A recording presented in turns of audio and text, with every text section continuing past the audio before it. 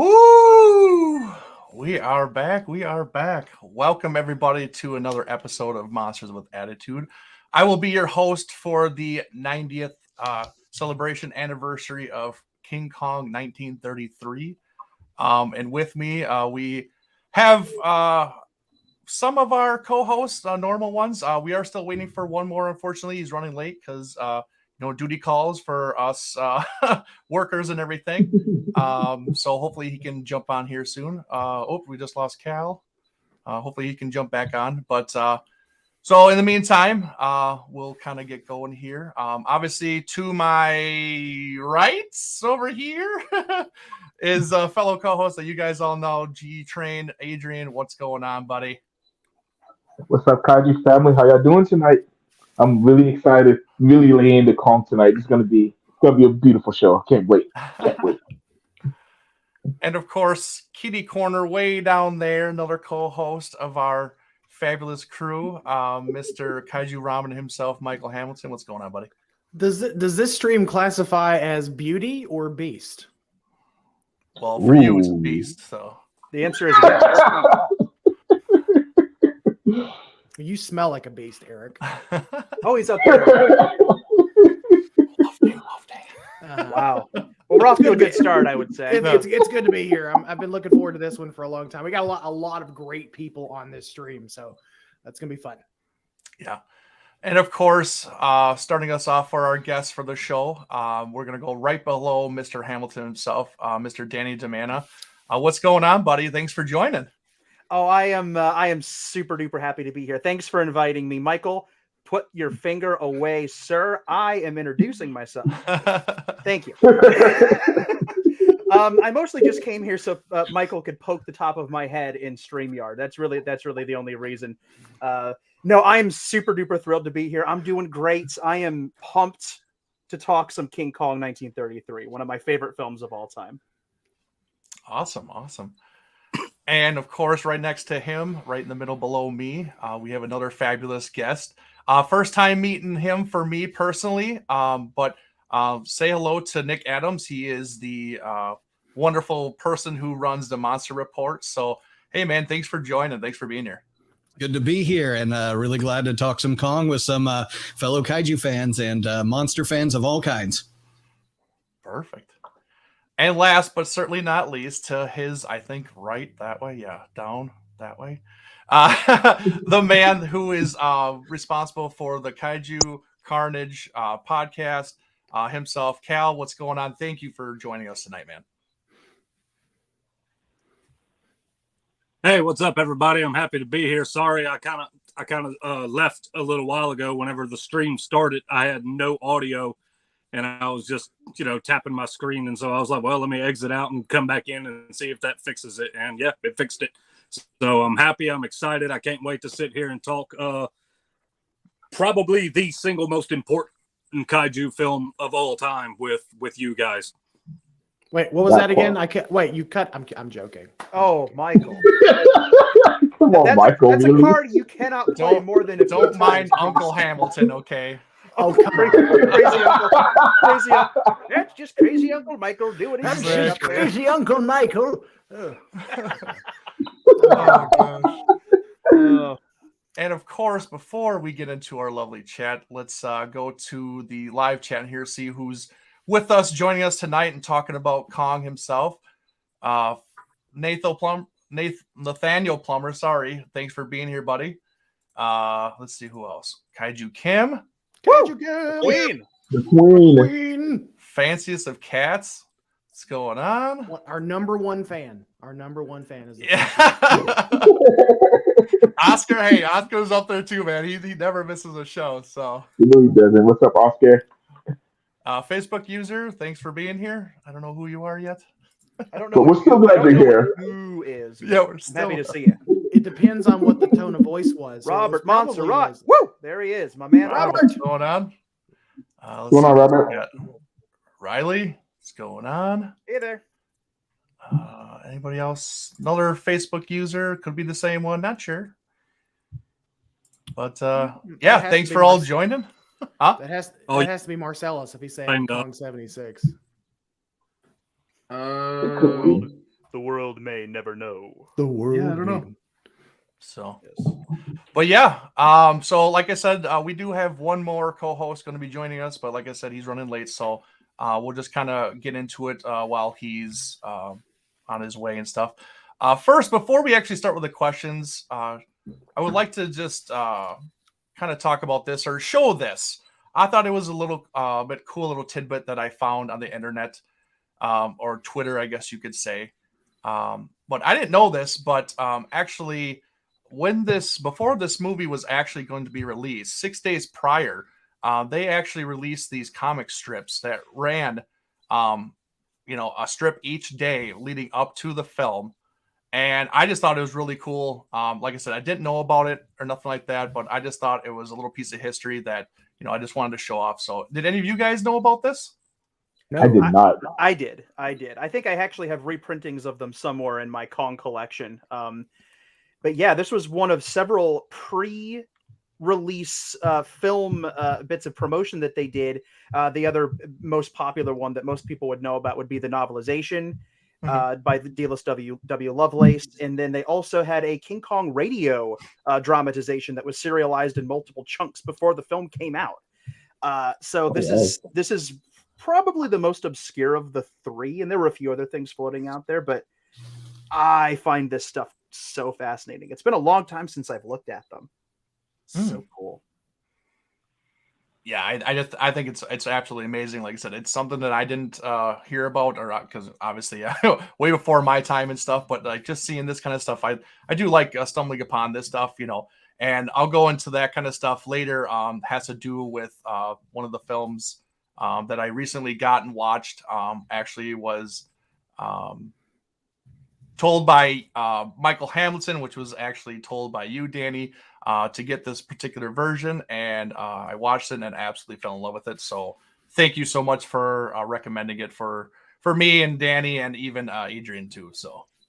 Oh man, no, that Blu-ray, and it will get referenced as we continue our talk tonight. So. Yeah, sure. absolutely. I've been a fan of. I mean, I've been watching that documentary and the stuff that's been on that disc for the better part of a decade and a half, most of my life, and it blew my mind when I was younger to see all that stuff. And I'm always happy to turn people onto it and be like, "Hey, did you know this existed? You got to see it. If you love Kong, it's essential. It's essential." And right. we'll talk more about it as it comes up. And I'll ask quickly. I mean, because I know the top three have it. I know Danny, you, Nick, Cal. Do you guys have this Blu-ray version with the documentary? Absolutely, yes. Yeah. Awesome. Anybody So out there who doesn't, sweet. it is very reasonably priced on Amazon. It's the best version of the film. It's so good. It looks beautiful. The only thing that could top it is and this is something Michael and I have chatted about, is dear God, if they ever do a 4K remaster of this thing. Oh, could you imagine? I mean, it looks gorgeous on Blu-ray right now, but if they scaled it up and they were able to maintain the authenticity of it and not make it look too weird, it's a perfect candidate, I think, for 4K. I think so too. Oh yeah, it would be amazing. Ooh. Yes, it does rule. It does. All right, so let's get into our discussion for tonight. So I got some slides for some questions I put together for everybody. So just to kind of spice it up a little bit, I like to more of a visual person and everything. So, got some questions for everybody to talk about, answer. So we're gonna go ahead. Do you think Kong is the forerunner of how monster movies have evolved and are made today? Let's go with Michael. You can start first. I do. I think it's the formula. It's the formula for not just action adventure movies, but it's also the formula for monster movies. Because there was really, at this time, correct me if I'm wrong, Danny, but there was really nothing like this outside of the Lost World. Outside of the Lost World, The Lost World. Yeah, a couple of little films like that, and the Lost World. There was really nothing like it. This was they had sound. This was not a silent picture like the Lost World was. This was ahead of its time with the innovations they had made with stop motion and things. It wasn't the first stop motion film, but it was leaps and bounds past what they had shown before. But I think that just Kong in general, King Kong in general, 33 is the formula that's been used over and over and over. And I know the film has been remade a lot over the years, and it's really hard to top the original. But even in different genres, like, you know, Godzilla, some of the other 50s movies, American-made monster movies, I would even say that to a point, Beast from 20,000 Fathoms uses the same formula. It is the template. It is the template for monster movies from this time. But yeah, that's a long-winded way to answer your question, Eric. It's all right. Danny, what about you, man? I'm gonna 100% agree with what Michael said, and I'm gonna push it further. Okay. Because I don't think that King Kong is just the forerunner for how monster films work post Kong. This film is a forerunner for how like a majority of science fiction, adventure, and fantasy films have worked over the last 90 years. It's not just limited to monsters. And some of that goes beyond the plot. Some of it's technical. Some of it is just, I mean, think about how an action adventure movie sounds.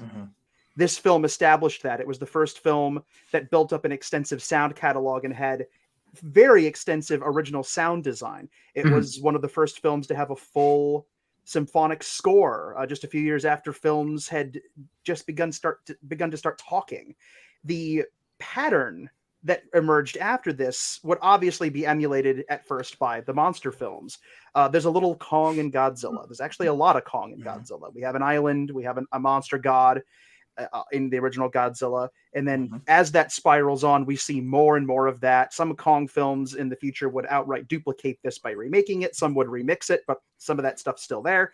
But the template for how you tell a compelling action-adventure narrative on film really kicks off with this film. This is obviously pre-blockbuster, you know, the pre-blockbuster era, but you can find the DNA of how Kong tells its story in Marvel and in, you know, Star Wars and like all this stuff. You can find the progression going toward the adventure. You can find the archetypes of the characters. You can find, you know, speaking of Kong himself, Kong was the first time that a main character, not just a main character, the title character of a film, was a special effect. There was nobody in the suit. This was obviously way pre-CG. So we're talking about the first time that the title character in your film is not an actor. You know, this is not like Boris Karloff playing the Frankenstein monster or Lugosi playing Dracula, which was 2 years before this. This is something different. So it sets the template for E.T. It sets the template for all this stuff going into the future. This is the most, and I will die on this hill, this is the most influential film of all time. It has influenced everything from subtle to whoa, that's King Kong. Its DNA is in everything. If you take the cinematic snowball of modern storytelling and you follow it back up the hill, 90 years ago, King Kong is at the top of that hill. And it's not just monsters, it's everywhere. That is profound. I mean, this film's impact knows no bounds. And Absolutely. Couldn't agree more. Nick, what about you, man? Okay, I'll keep it kind of short. Just the only thing I might add to that is the giant monster, especially genre, because we did, like Danny said, we did have monsters. We did have our Dracula, Frankenstein, Nosferatu. We had a lot of the silent monster movies that had their story arc, but a special effects monster movie in this way, than not just a makeup effect. It definitely set that tone much higher. And of course, it obviously is a step up in filmmaking when it comes to special effects being a large portion of the film. Even Star Wars, had a formula that's pulled from King Kong, where they realized, we have a lot of special effects we'd like to do. We could have one big special effect at the end of the movie, and everyone's going to be astounded and go home and all that. But this one has the special effects throughout the film and in the 3-act structure, taking a little break in the middle to catch our breath and then more action. And so it doesn't let the audience slow down too much. And so with that formula, it's definitely set that template, set the blockbuster narrative. And this is the middle of the Depression that this comes out. How much can it make on, you know, the dime or nickel, whatever movie cost was at that time. So it definitely had to make up its money in subsequent re-releases over the years in theaters. So that was also unheard of, you know, that was not happening. Yes, we had The Lost World earlier, but, you know, that was the characters, which are the monsters in that, don't have the same character as Kong. There is a sympathy for Kong. There's a sympathy for Godzilla, you know, and all of the other giant monsters we have, you know, and for the most part, they've all got to die at the end. So it set that kind of tone, with the exception of a few monsters that don't die at the end of the film. This kind of set that up for us. So, you know, it's obviously made its mark in history, and I think a lot of people, when I show the original Kong to them, they got to get over that black and white aspect. Yeah. And then once they get over that, they're like, oh yeah, it was black and white. I was you know, mesmerized by it, didn't care, you know. So it's like, did it draw you in? Absolutely, it does that for you, and it's lasted throughout time. 90 years later, here we are talking about it. Absolutely, man. Yep. Cal, what do you get, man? Well, yeah, I mean, it's one of the most influential films of all time. I had a conversation with a friend of mine, you know, like a lot of people think, like, when you think what is the greatest movie of all time, a lot of people think Citizen Kane, and I'm not taking anything away from Citizen Kane, but I've made the argument more than once that King Kong is more important and more influential than Citizen Kane is. And I've called it to more than one person, possibly the greatest film ever made. I mean, I'm just going to echo some of the things that some of the guys have said. We know that this was the first film to have like a full-blown orchestra, an orchestra that Cooper was so determined to have, he paid for out of his own pocket. You know, it even sets the tone for suspense in waiting for the monster to show up. You know, how many movies nowadays do you watch and it takes 30 minutes, 45 minutes, an hour for the monster to show up, like Jaws or something like that? You know, the studio wanted King Kong to show up very early in the film and refused. He's like, no, I'm not doing that. Like, it's going to build suspense and everything. And I think we all know that it was due to The Beast from 20,000 Fathoms, as well as a successful re-release of King Kong in 1953 that led to the creation of Godzilla. And yeah, I mean, you know, just to echo what everyone else, there's very rarely can you look at a movie since 1933 and not see in some form or fashion the influence that King Kong has had on it. Yep, absolutely. All right, and joining us finally, Samson. What's going on, buddy? Oh, there he is. Hey, folks. Snuck in. You snuck in just in time, man. This is literally our first question. So, I mean, all right, it's yours now. So, I'm gonna try not to be brain dead. 12-hour day, 12-hour work day. Yikes, dude. Yeah, it's all good. Yeah, what can we say about the original King Kong? It was the first big monster movie. It was really like see, I'm already having a hard time collecting my words. I'm like, it was great for what it was. It was the first monster movie that had a one-on-one battle with another monster, you know, King Kong and the T-Rex or whatever it's actually. Is there a name for the original one? The original T-Rex thing that he fights in the first movie, or is it T-Rex? Lucy. It's been called Lucy. It's been called the Man-Eater in a couple of different places. I believe I have heard that. Yeah, the Man-Eater. It's a guy. But yes, it really did pave the way for all the monster movies that we saw ahead afterwards, because it's such a big. I mean, as big as he was, and fighting on an island, fighting in the city. It was great. Sorry, I'm running out of. Oh, that's okay. Maybe I jumped in too soon, to be honest. I should have probably collected my thoughts a little better. But yes, it really did pave the way, because since then we've got nothing but giant monsters. It was like the original blockbuster giant monster movie back then. And then yes is basically the simple answer to the question. Yes, is it a forerunner? Yes, it is. It definitely is. Yeah. Adrian. You all said too many smart answers, so great. Thanks. Yeah. How am I supposed to follow that? God. Just copy and paste, Samson. Copy and paste. Sorry, sir. Can I just say ditto after? Can I just be like ditto? I tell you what, we'll let you answer. We'll let you be the first one to answer the next question, so you sound. That's smart. not helpful either. Don't worry, I'll switch it up, so don't worry. Oh man, and I didn't even get to gather all my Kong memorabilia because of the terrible few days I've had. But no, I digress.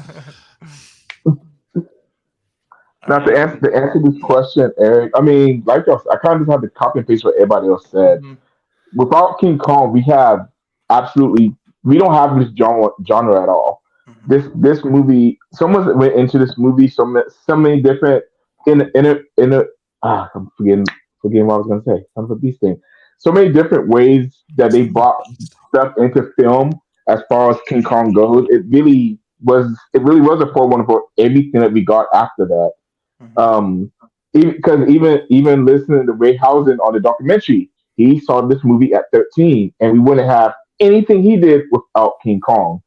So without King Kong, we wouldn't have this genre at all. So I really don't have much more to add to it. It's just like you said, yes, King Kong is definitely the forerunner. For this, for sure. Heck, even that answer was better than mine. As a whole. Oh, Samson. You're okay, man. Yeah, everybody gave good answers that built Yeah. on previous ones and added something new. That's why these conversations are awesome, is because everybody says something a little different. Absolutely correct. Yeah. Yes.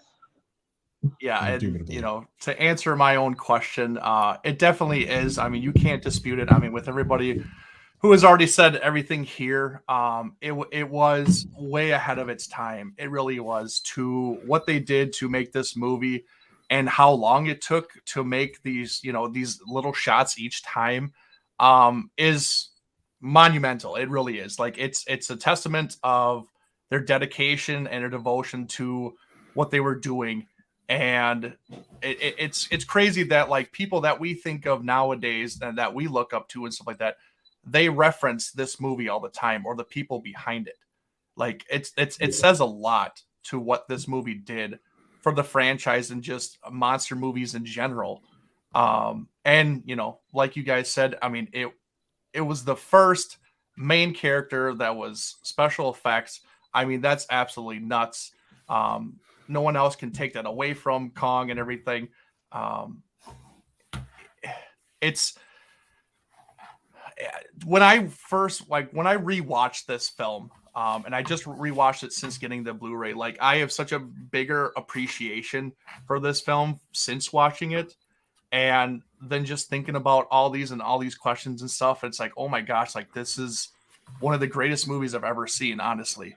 And it's amazing because it took me this long to realize it and rewatch it again to really understand what they did and what they pioneered and what they brought, to the whole film industry. And it's super crazy, but I absolutely love it. So yeah, I agree with everybody. Everybody's good answers, but yeah, he's definitely the forerunner for monster movies. So, but yeah, great answers, guys. Moving on. So, what did you think of Kong's character? Do you like him more beast-like or have more human traits and emotions? Danny, let's go with you. I thought Samson was going first. Wait a minute. Hold No, on. we'll give him a little bit. We'll give him a little bit here. You're changing the rules on me now. All right. So, Kong, Yes, quite. Yes, quite. We snuck one. Yes, quite in. Now there's a second one. Yes, Oh, there'll be quite. more A than third one. Yeah, There'll be more than one. it's and counting. Yes, they're coming. Kong's character. So Kong is, again, we touched on it before. The fact that Kong is, the first special effect character. The forerunner of all of the, the crazy stuff we'd get later, and he's still one of the best. And he's still one of the best. Why is he the best? Because, well, there are a lot of reasons. I think the biggest one for me, I mean, I'm not going to sit here and rattle them all off, but I think the biggest one for me is the fact that Kong is a character who is defined by audience perception in that original film. And here's what I mean by that. when we first see Kong, and it's the image right here on the right. When we first see him, he's terrifying. That's a scary image, you know. This amazing effects scene combined with the practical big head that they built, just a tremendously frightening. It's tremendously frightening. Yeah, also, it's no kidding. Oh boy. Yeah, the head's a little goofy in a few shots, I know, but it's. I mean, if that thing was really that big in front of you and it picked you up and walked away with you, you'd be crapping your pants. We would all be crapping our pants. But he's scary. He's scary. But if you watch that scene, he's not being violent, but we're still scared of him. So again, that's a perception thing. Kong is violent when provoked, but otherwise he kind of just wants to be left alone from all the things that are trying to kill him on the island. But at the same time, he is also profoundly lonely. And we don't see that until later, right? We don't see that until the story begins to progress and we see him carrying Anne and we realize, well, he's not hurting her. He's not eating her. Yeah. What's he, what's going on here? He brings her to his lair. He doesn't do anything. It's just, you find out that he just kind of needed a friend, right? He picks her flowers. He picks her flowers. Yes. Thank you. Yes. Now, crazy. Mind blowing. I know. Not a lot of people have noticed that. Oh, okay. Yeah, he actually picks her flowers. It is literally like 2 frames. It's 2 right. frames. Yeah, it's a millisecond. Yeah, it is a millisecond. Yeah. Super quick. It's astonishing, and it's one of those little character things that you're not even really supposed to see. But once you see it, you can't unsee it. Yes. But by the time you get to the end of the film, you've seen Kong. I think the moment that really seals it is when he gets knocked out by the gas bombs, and that's the first moment in the film where you think, "Oh no, don't do that to Kong." And then the empathy starts to build up from there. He's chained. He was a king and a god in the world he knew, and now he's chained up a captive. And then he gets shot at, and all this crazy stuff happens. And then by the time we get to the top of the Empire State Building, Kong's character in the film has not changed, but our perception has. We don't want him to die. If this had happened earlier in the film, we'd be cheering on the biplanes. But by the end of the film, it's taken us on a journey. We've gotten to know Kong. We've seen kind of into his soul a little bit, because make no mistake, this little puppet has a soul. They were able to put a soul into this thing, and that's a tremendous accomplishment. And by the time he dies, it is legitimately still 90 years later, it is heartbreaking to watch because Kong's character is that resonant and that powerful. And I think it's a mixture between because you mentioned here, human traits and emotions. He's definitely a beast. He is the beast in the Beauty and the Beast scenario, because this is a Beauty and the Beast film. But what you're seeing is an anthropomorphism. You're not seeing human, you're not seeing him be human, but you're seeing him act in a way where a human can empathize with that. And you can say, well, he's lonely. Well, he's sad. He's scared when he gets stabbed by Jack as he's reaching down into the hole. In the pit, and he looks at his fingers and he kind of wiggles them, and he has a sad look on his face. That's a moment of empathy there, where it's really the first time in the film where you're like, oh, poor guy, And then when the gas bombs go off, it's like, oh, no, don't do that. And then by the end you're in tears, So Kong is, to me, he works because he's a perfect mixture of beast and man. There's kind of that untamed, wild side, that like untamed by civilization kind of thing going on with this film, where it's nature versus civilization, whatever. A lot of deep stuff to get into, but I think it's a mixture of the two, and the fact that he is so tremendously empathetic, and the power of that has transferred into all the Kong films that have come later in their own unique ways, whether they're remaking it or doing their own unique thing like the Monsterverse does. You still feel for Kong, and that's amazing. And he's not just the monster of the movie. He's the main character. He's the title character. And that's an incredible accomplishment. You're going to hear me say the words incredible accomplishment a lot. Just be prepared. All right, Nick. All right, Samson, you can go back to your little siesta if you need a nap beforehand, because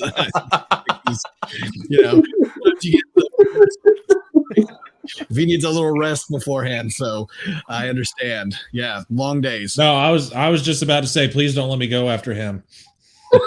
I'm not willing to follow that. Hell no. Sorry, Sam's. I like Kong. Kong is pretty cool.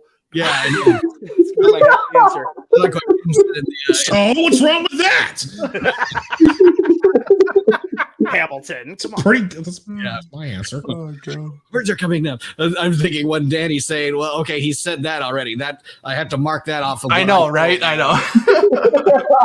I can't say that. So I'm never Kong's- coming back. Never coming back on the show again. Never getting another invite. This is it for well, me. just get a timer, just There you go. there you go. It's like I've gotten in my 2, 3, whatever minutes, so I'll try and keep it short. So basically Kong is an unpredictable character at times. That's his beast mode. And that is frightening. I think that when you have an animal that is acting as an animal, when you have Kong acting with instinct, pure instinct, I think that's very frightening. And the other thing that's frightening about Kong is that his intelligence, he can actually distinguish the human characters from each other, where a lot of other giant monster movies, it's just fodder, so Godzilla is walking through the city, but he's not specifically targeting any one individual. That has happened a few times in some Godzilla films, and that is truly something that is a nightmare fuel for me to think about. If Godzilla would actually be tracking me and I can't hide from him, get out of his way. Kong is looking for he's looking for the people who have wronged him, the people who have taken the girl from him. He's actually, that intelligent. But then, of course, we do have the fact that he's able to, set aside at times the instinct of being an animal and protect Anne. And I love the times when, Anne has to basically be defended by all the other things on the island that is trying to eat Kong and her, and Kong has to defend her. It's like, does he do this every day? Does he have to fight animals every single day, the dinosaurs, everything else? This is just a normal day for him, and we're just observers to this? Yep. Or is it because she's there? It's because the humans have, interacted with his environment here on Skull Island. And so, that is an aspect about these films that I do love too, is this untouched by humanity kind of area that the lost world in this case. And so that is something about Kong. Every once in a while, they let him be what he is, an animal. We raise animals and where I live. We have sheep. One word for sheep: dumb. They're just and then I have this golden retriever that is amazing, that can do your taxes because it's got that built-in intelligence. It's just incredible intelligence. And so Kong, having that intelligence, but also being gorilla-like in his instinct, being able to protect his territory, being able to, act as animals do, with instinct, and be able to, in, a heartbeat, defend himself and defend his property. I think that's what gives Kong more than other monsters have done, especially giant monsters. That's me cutting it off. There you go. So I can talk forever about this. All right, Cal. Okay, I'm going to make the attempt to keep my answers. But I don't know how many of you guys read the 1932 novelization to the film. I have, and he pretty much only has one mode in the novelization, and that is beast mode. And he's almost exclusively referred to as, well, not exclusively, but a lot he's referred to as just simply the beast god in the novelization. And, so there's much more. I think that, as was stated earlier about this little doll having a soul, really helps you get more attached to Kong and everything, because you're able to see his facial expressions and everything, which in all honesty, all props to Willis O'Brien, which, I'll make the argument. O'Brien is he's just as important when it comes to filmmaking as Ray Harryhausen, and I don't care what anybody has to say. But more power to him for putting the type of soul into this little doll that he did. So you have the novelization, which shows him almost entirely in beast mode, and then you have the movie that you get to see like a whole different side of him and emotions and all of that kind of stuff and everything. And so he's a perfect blend of both. I mean, I don't really have one over the other that I like more or anything. He's a perfect blend of both. I mean, he's very protective, loving, and caring whenever he needs to be. And then whenever a meat eater, as it's referred to as in the novelization, and according to Willis O'Brien, it was an Allosaurus. According to Cooper, it was a Tyrannosaurus. So it depends on who you ask what that thing was. But yeah, as it found out, he can go beast mode in a heartbeat. Nice. All right, Samson, here's your chance.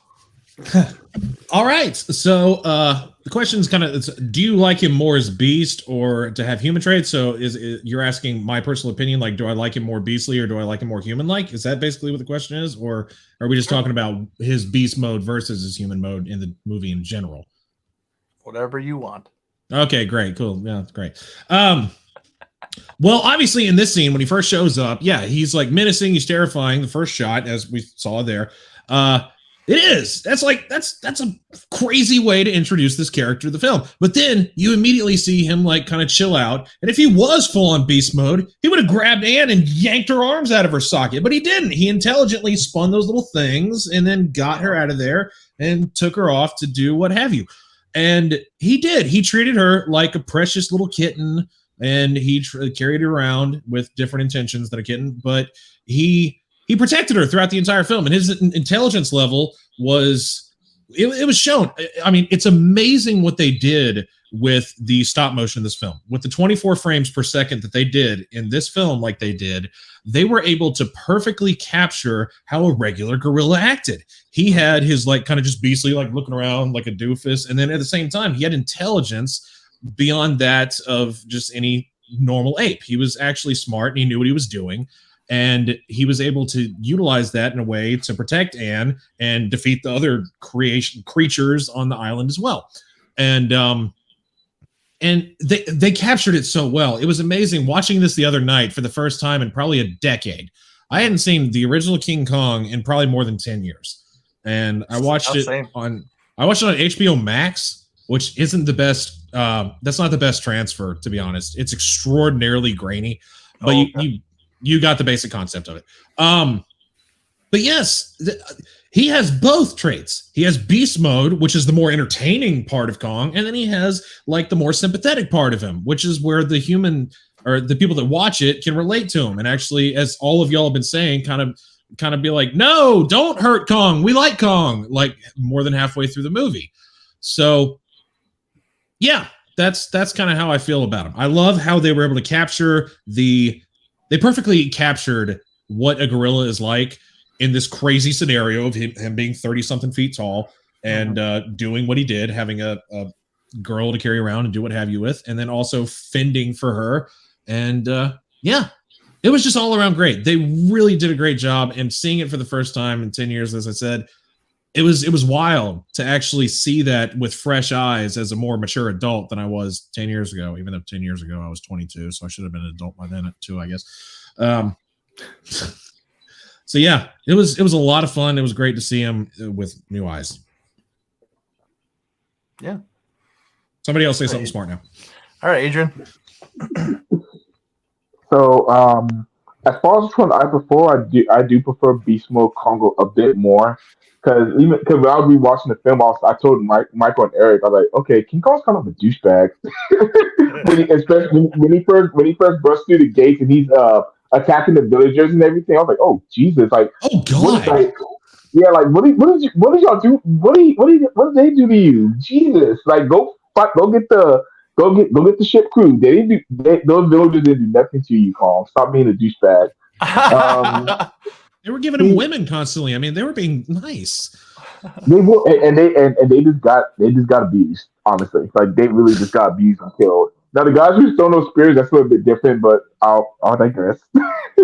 But yeah, Beast Mode Kong was definitely what I preferred because Kong didn't take nothing from nobody. He legit beat the mess out of it. T-Rex, Allosaurus, whichever you want to call it. He had to fight that pterodactyl, and he had to kill that snake off. And but we do even with that, even after that fight with the T-Rex, you see Kong's human characters basically sitting there playing with his jaw after he breaks his jaw. Like, are you serious? Like, are you a 2-year-old? What are you doing? And of course, of course, as far as his human, more characteristic side, he is very soft and gentle with Anne and very protective of Anne. Doesn't want anything to happen to her. So kind of like how Danny said earlier, if you do start feeling sympathy for him, especially when they capture him. Even though Carl did sit there and kill all those villagers for no reason, I still felt bad that he got gas before they left the island. I was like, oh, okay, that's kind of goodness, that's sad, but okay. I guess I can feel bad for him, even though he just killed all those villagers. And then about this, the sad thing about his human trait is actually Leslie put in the chat that his human side is what kind of caused his demise, and that's kind of the drawback from his human side because of the love he did have for Anne, it ultimately led to his death. So if I do have to pick which one I do prefer more Beast God incarnated King Kong. All right. Honestly, I'm gonna go the other side, and I'm actually gonna go with the human traits and emotions. Just because I thought he was freaking hilarious in the film. Kidding. To me, he was like a little infant, like exploring things and figuring out things for the first time and stuff. And I just absolutely love that they gave so much feeling and emotion for him. Like you said, one of the guests said about his facial features and stuff like that.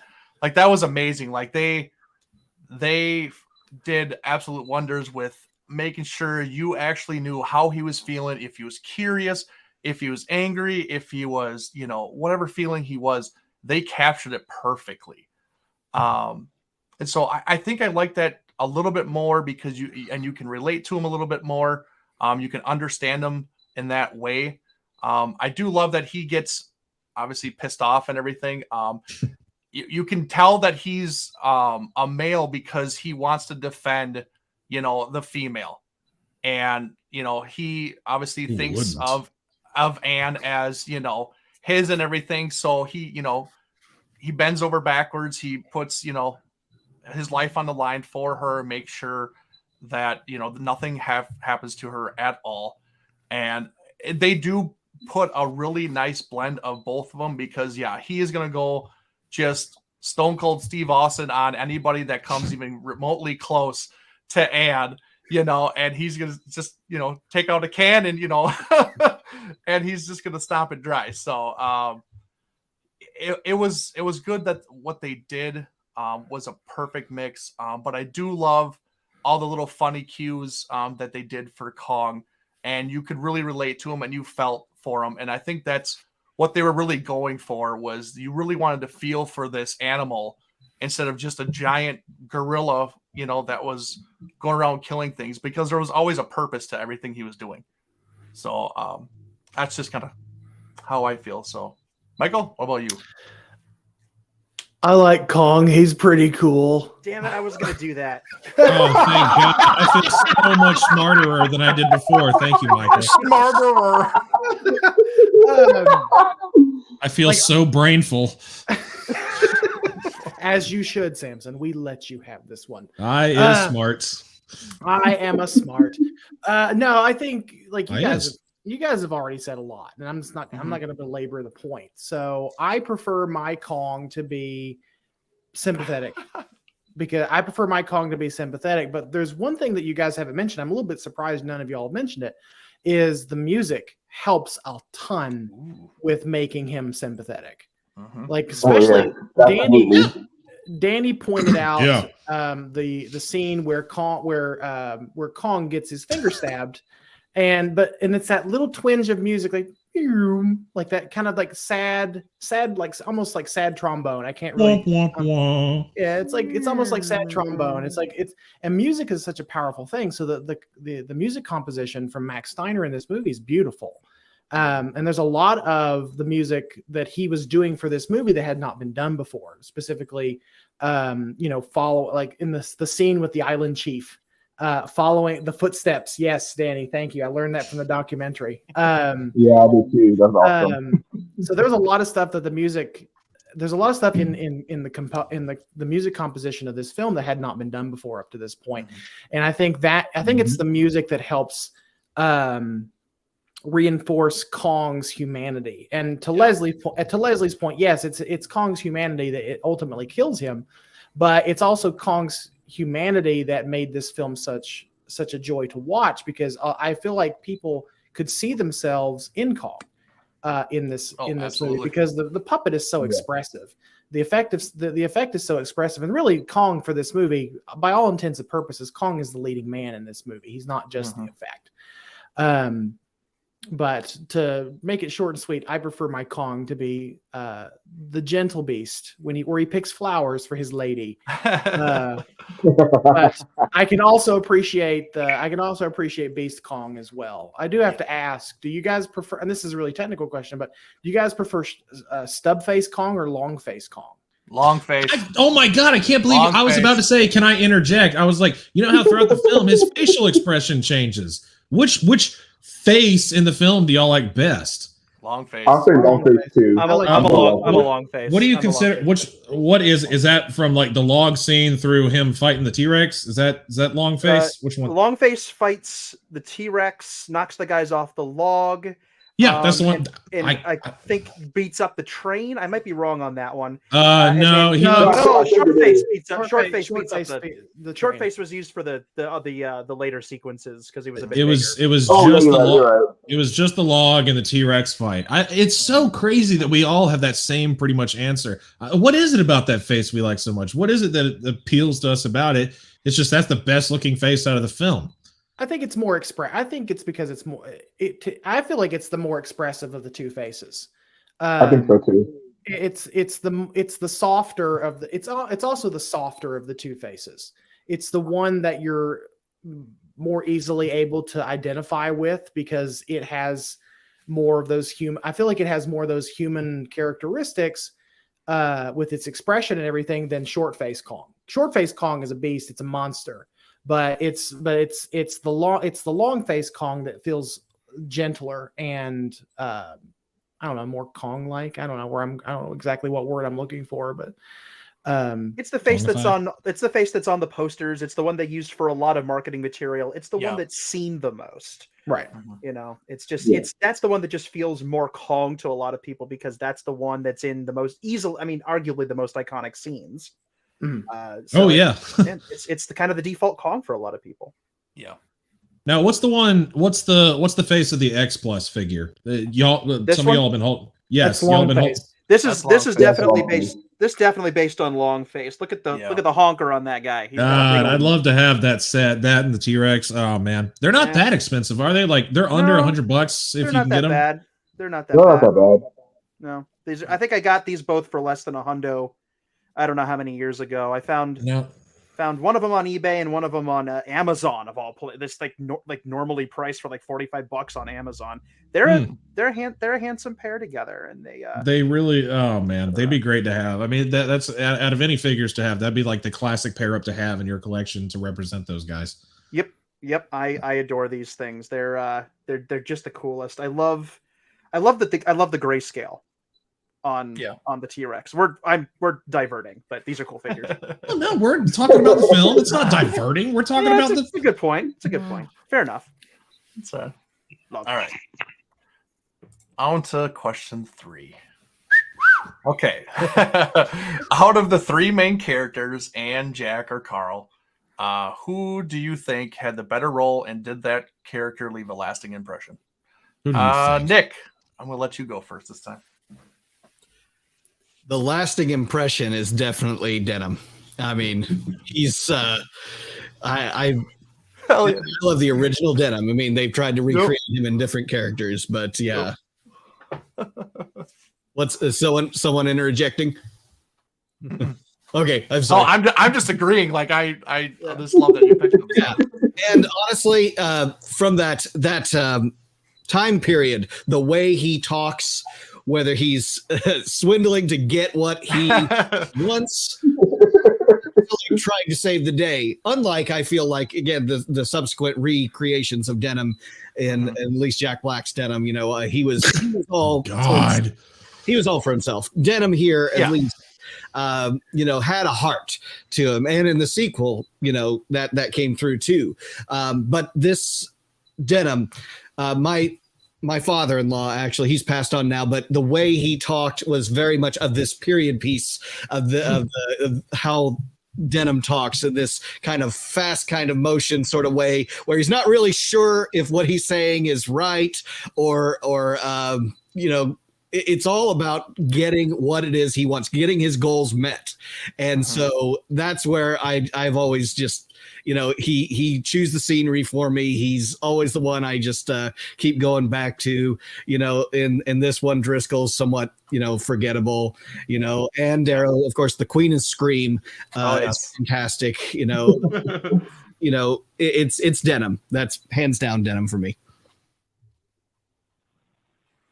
Okay, Cal?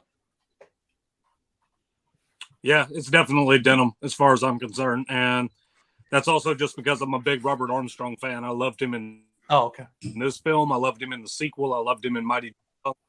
I much prefer him in the sequel, Son of Kong, just simply because he got so much better character development. And yeah, me and Nick have discussed it before that,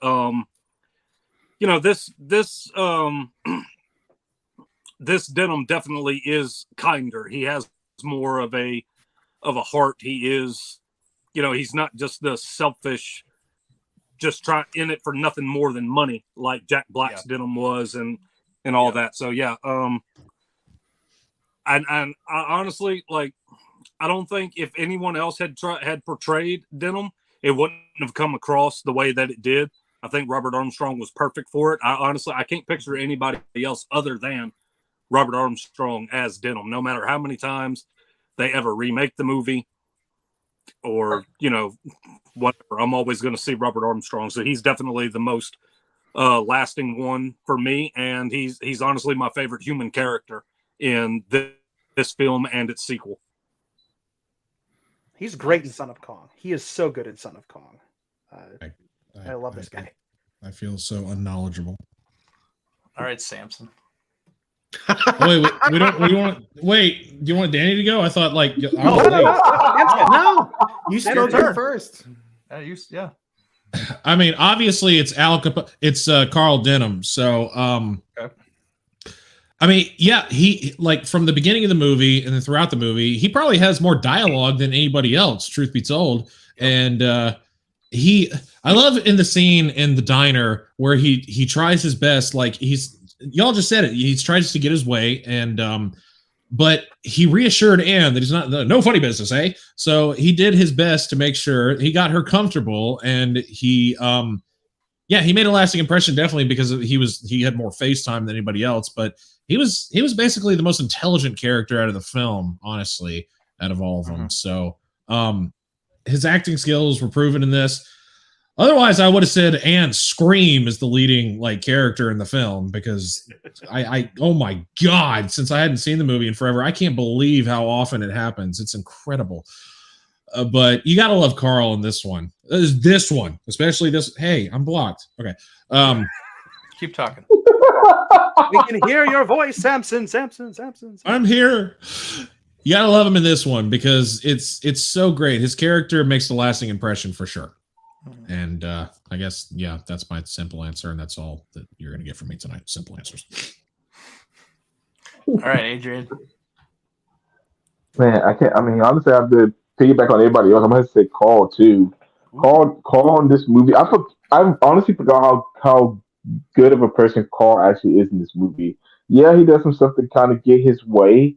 But, I mean, again, he has a lot of heart, honestly. He honestly is the heart of this film, besides Kong. Carl's one that moves the story around. He's the one that kind of honestly gets him in all the shenanigans. But the way he does it is just fantastic. And even if for a while I really did like Jack Black's interpretation of Carl, but after rewatching this film, I was like, yeah, it's definitely going to be Carl for me because he's incredible. He's awesome. And He's really, and honestly, for me, he's the only human character I honestly cared about if anything happened to him. And What of about course, he Anakin? delivered. eh. And of course, he delivered the line that was stay in history forever. It was beauty that killed the beast. It wasn't the airplanes. It was beauty. We're not getting there yet. Okay. This is awesome. So yeah, I'm Carl Denham for sure. He was the most interesting character of all. Honestly, if it wasn't for Kong, he would have been the leading man. Just because of what he brought to the film.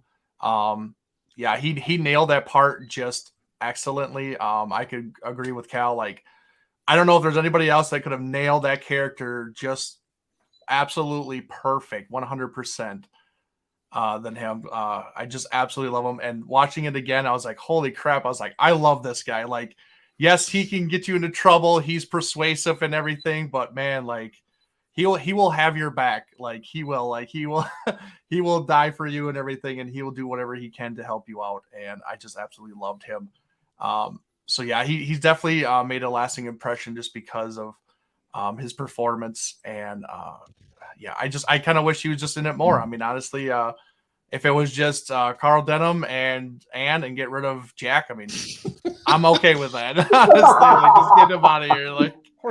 Like it could have been a Carl and Kong film, honestly, and it would have been phenomenal. So really, with him like carrying Carl all throughout the island, be like, hey, no. I'm talking about like Carl, like basically tracking down Kong the whole time and everything, and it just would have been great. But yeah, Carl Denham for sure. All right, Michael. I'm gonna go with Charlie as the Stop stealing my answers. Stop stealing my answers. Sorry, Danny. I didn't know. I'm not trying to steal from you. I was just if trying you to do it a third time, I'm gonna be a little weirded out. But no, I think Carl Denham. We can all agree that Carl Denham is the one that has the most depth, at least among our human characters. Now, in the Peter Jackson remake, they give Anne a lot more character growth. They give even Jack Driscoll a lot more character growth in that film. And then they just kind of dial back on Carl Denham, and they just made him just like a greedy. They just made him a greedy director, just a money grubber. But in this movie. I think it's definitely Carl Denham, and Carl Denham was a very personal character to Marion C. Cooper as well. Yes, a lot of the mannerisms, a lot of the things, a lot of the characterization of Carl Denham was stuff that was very personal to Marion C. Cooper. Yes, it was. So I think for that reason, Carl Denham gets the spotlight, because it just feels like there's more that was put into his character, and really it shows Armstrong's range, because at the time they were filming The Most Dangerous Game as well, and so they were flip-flopping back and forth from production studio to production studio. And in The Most Dangerous Game, Carl Denham plays a drunk, and he's a very mousy, soft-spoken. He's a very like calm, soft-spoken, reserved guy. But when you get to Kong, he's like this really gung-ho director. He's like, "Let's go, guys! Come on, let's go! We gotta find the girl. We gotta get Kong." Wait! You're supposed to talk out the side of your mouth like this. Oh, you gotta talk out the side of your mouth. See, but it just shows Robert Armstrong's range in acting as well to do this, because I love The Most Dangerous Game as well. It's a good movie. I feel like that's a classic as well. So I did not know those two films were being filmed at the same time. So that just makes me appreciate Robert Armstrong and Carl Denham just a little bit more because of that. I'm sorry, Danny. I just want to add before we go to Danny, like and you touched on it, Michael, and I forgot all about it, but yeah, Carl Denham takes after Cooper, and Jack Driscoll takes after help me. Thank you. Shostak. Yeah. And everything. And it's crazy because then when Armstrong died, or when Cooper died, I think that Armstrong died 16 hours after him. Mm-hmm. Yep. And how crazy is that? That basically those characters were directly from the directors, and then those two actually died very close to each other. It's crazy. It's kind of spooky. Yeah, it is. It is. So sorry, Danny, go ahead. No. You're totally fine, man. How It's dare you? I've been sitting here trying to think. Do I want to be a contrarian and give poor Jack some love? Do I No, he don't deserve it. No. I mean, What? Fay Ray, You don't deserve it. the beautiful, iconic Fay Ray. Like, Fay Ray, on the other hand, But I'm sorry, it's got to be Carl. It's got to be Carl for all the reasons that you guys have just laid out. And I think for me, just to kind of piggyback on what you guys have said, it's his gung-ho attitude mixed with his big heart, and it's just his love for adventure, like the guy, and also the guy is he's the most quotable person in the film, not just because he talks the most, but because it's money, adventure, and fame, and the thrill of a lifetime. They're gonna have to think of a lot of new adjectives when I get back. I'm gonna make the best picture in the world. Like these things are just, he's amazing. And you believe everything he says. He conveys it all. So he's just so excited. You get the feeling that every time he gets behind a camera, he is just like, he's in love, like that's where he gets his motivation from, is just the thrill of going into these crazy unknown places in the world. Ouch. Yeah. Ouch. I just read Sam at first. I was like, hey, oh, never mind. I was going to say, hold on a second. But yeah, he's great. I love his passion for creativity. I love his passion for going and filming, these crazy out of the way places that have never been filmed before, trying to fill in blank spots on the map just for the sake of having an adventure and sharing it with the world. And that's Marion Cooper to a T. That's what that was his jam, as he would go out and he would do these crazy things. And I mean, he basically lived in a tree for a chunk of his life. The guy sailed halfway around the world to all these different places. He went into these deepest, darkest Africa and studied these tribes, and not from the perspective of anything other than, I want to see how these people live and share it, which was very kind of forward thinking for the time, I think, which is definitely worth mentioning. But you see a lot of that here, and you see it reflected in Carl. But for all the reasons you guys have just said, Carl is the one that leaves the biggest impression. He's just such a good character. Robert Armstrong is such a talented actor, and the guy's a quote machine. He begins the film with good quotes. Holy mackerel, what a show! Like everything he says is just full of bombast, and obviously he has the most iconic line, one of the most iconic lines in cinema history at the end. Yeah. With all the love and all the respect to Anne and Jack, the lovebirds, it's got to be Carl.